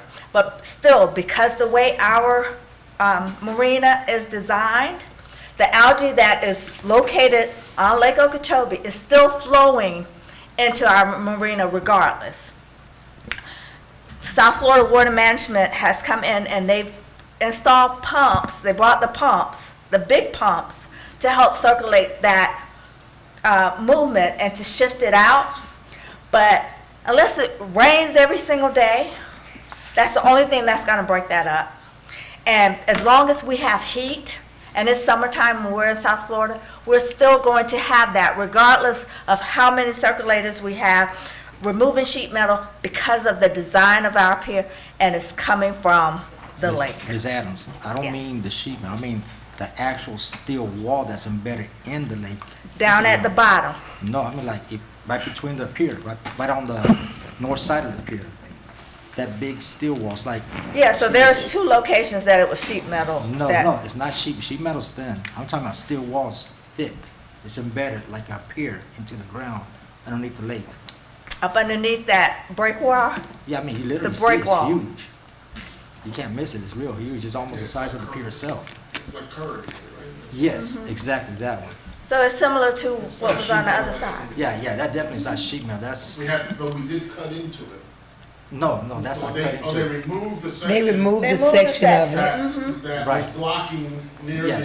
she's talking about totally different from what I'm talking about. Okay, so, It's located on so, both sides. Exactly.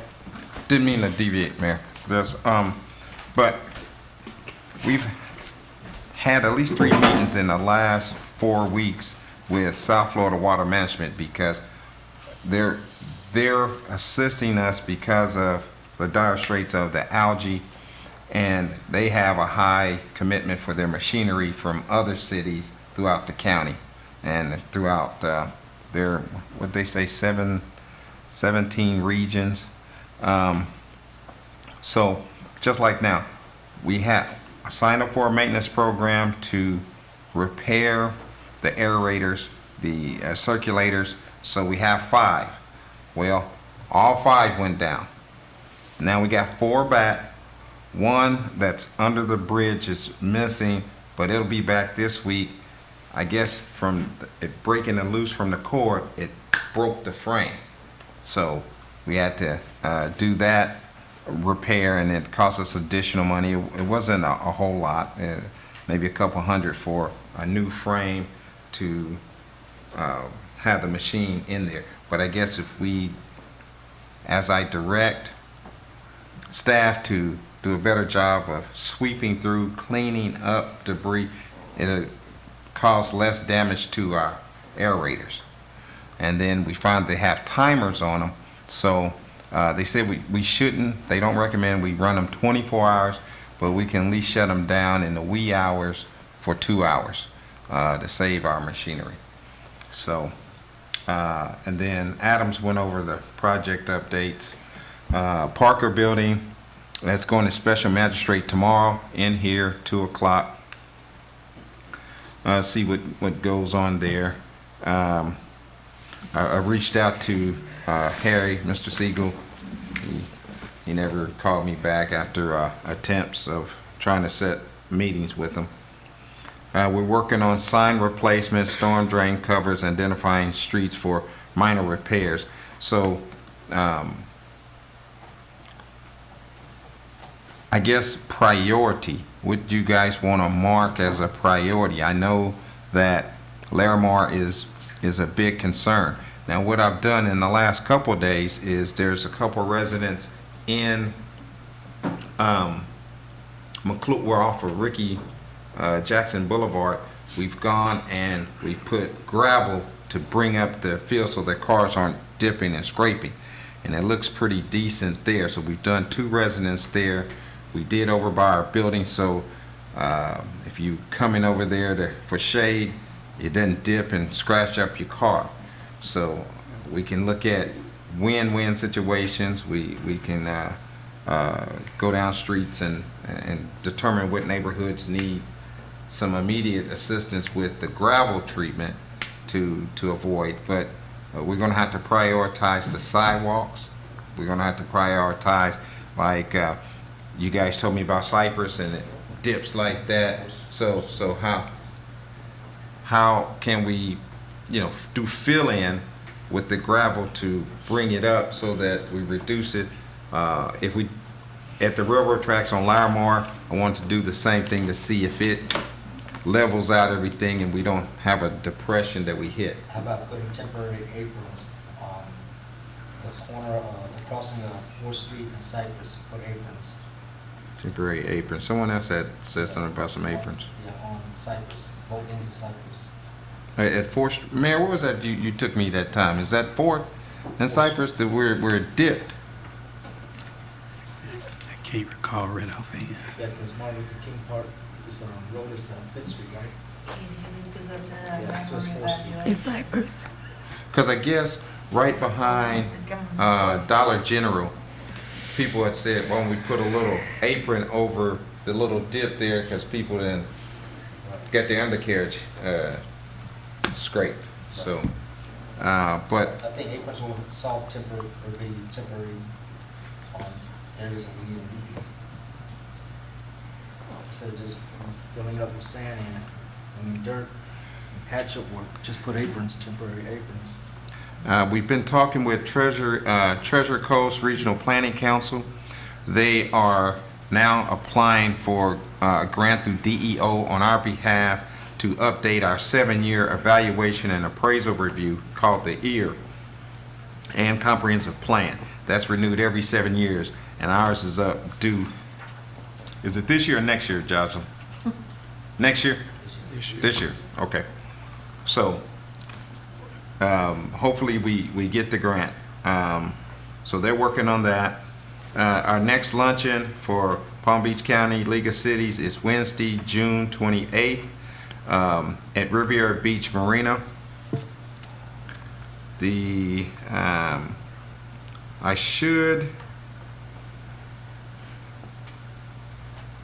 think next week, Adams, we'll have the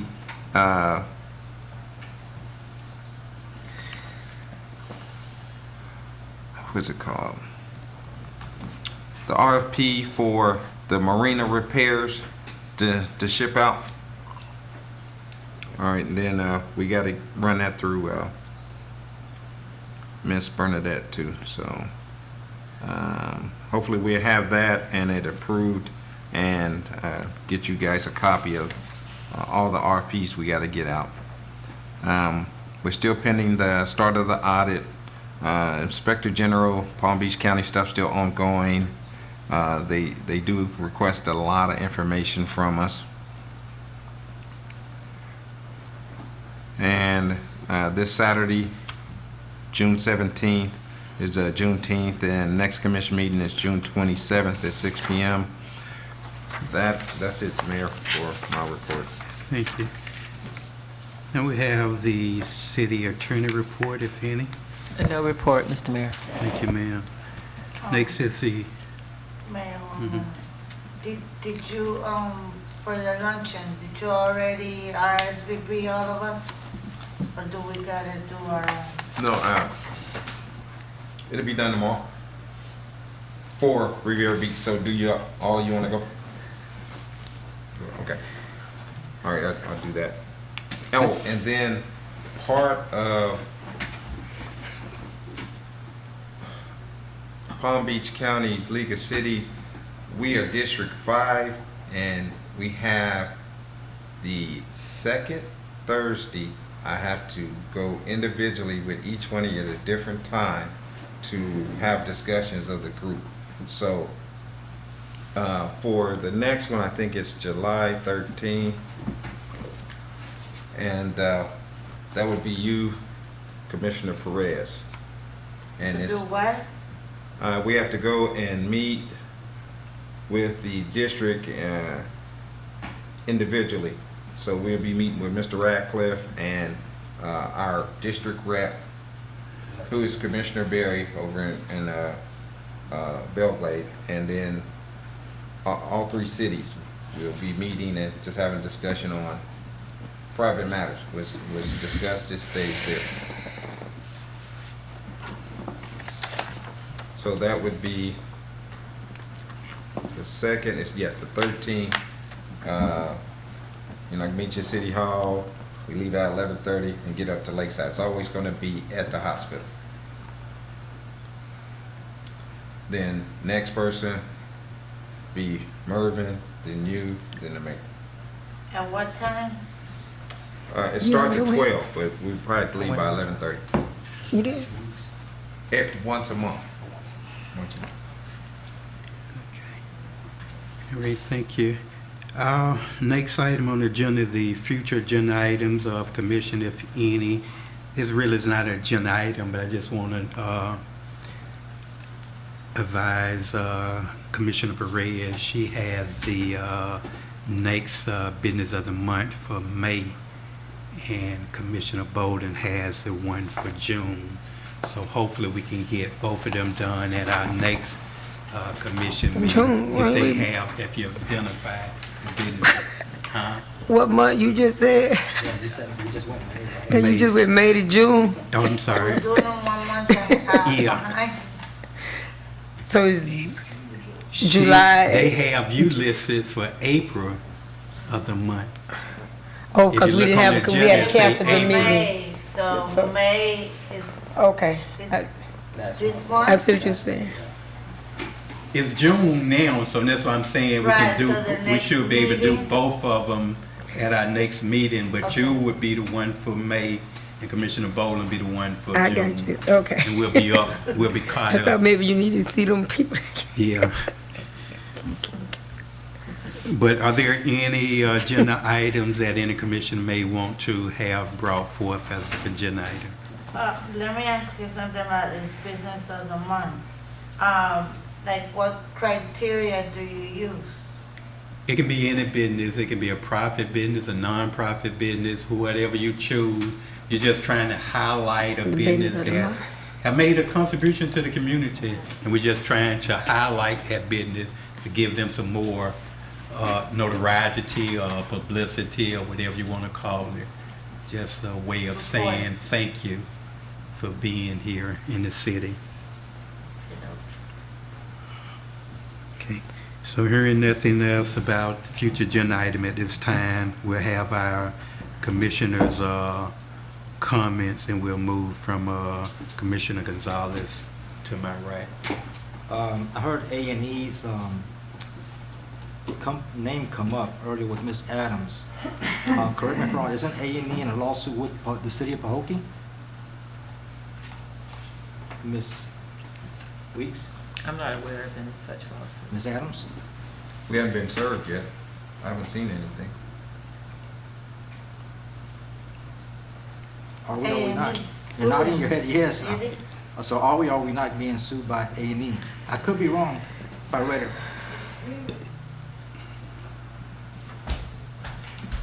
Sued by A&E.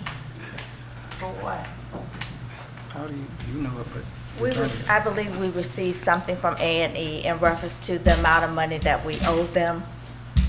We haven't received officially anything yet. Okay, yeah. All right, appreciate it. And second thing is, I just want to follow with the GPS for the vehicles, so we'll know our whereabouts of our city vehicles. Did you check with the insurance, Mr. Lucas? See if we can get any discounts? Make a note of that, Carlos. GPS. What is? Or we can tie it to I didn't hear you. the fleet management thing that we. Yeah, because if you put a GPS on city vehicles, the insurance goes down cheaper.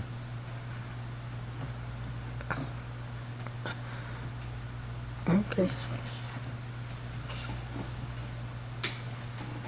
That's clear. Commissioner Bowden. I don't have anything to say at the moment. Thank you. Commissioner Perez. Happy birthday to you. Happy birthday to you. Happy birthday, oh, Commissioner Gizzard. Bolden. Happy birthday Happy to birthday to you. See, I gotta smile.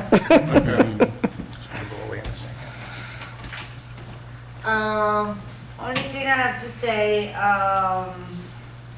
I was at the Solid Waste Authority, meeting, and they asked me to let the residents know that they have, Actually, I had the pamphlet in the truck and I drove the car, so I don't, they have a transitional Tuesdays, and it's all via, you could go in person or you could do a Zoom, and they have speakers and they have different topics. So they would like to get more involvement from the Glades community. So I'm gonna put it on Facebook so that everybody know. They're also gonna have a business networking event that, you know, could benefit some of the businesses in the Glades area. Other than that, Ms. Boulay, sorry for your loss. Mayor, I forgot one. Were you done? Go ahead. June 20th, we're having a food distribution sponsored by PBSO. Oh, yeah, that was. And forgot about that, guys. And it'll be at MLK Park, starting at 10 until things are gone. Typically, we have it from 10 to 2, but we've been out within an hour, so you guys are invited out for the food distribution. Thank you. Same place? Same as last time we did it up here. Same place, Oh, same the time? Well, the times, but yeah, no, same place. Tuesday, yeah. You got the forklift? Oh, yeah. Compliments a big dog. Thank you. Next, I just want to make sure, so. Vice Mayor Murphy. I have nothing to say, Mayor. Thank you. Oh my God, I'm gonna fall off my chair. You should. I entertain a motion for the adjournment of the meeting. I second that one. I need a motion, though. Oh, You- did you were making the motion? Okay, he's Either way. moved by Commissioner Gonzalez, second by Vice Mayor Perez. Call for question, hearing none. Are you ready for a vote? Roll call, Madam Clerk. Commissioner Gonzalez, Yes. Commissioner Perez, Yes. Commissioner Golden, Yes. Vice Mayor Mervin. Yes. Mayor Bab. Yes. Motion, meeting adjourned.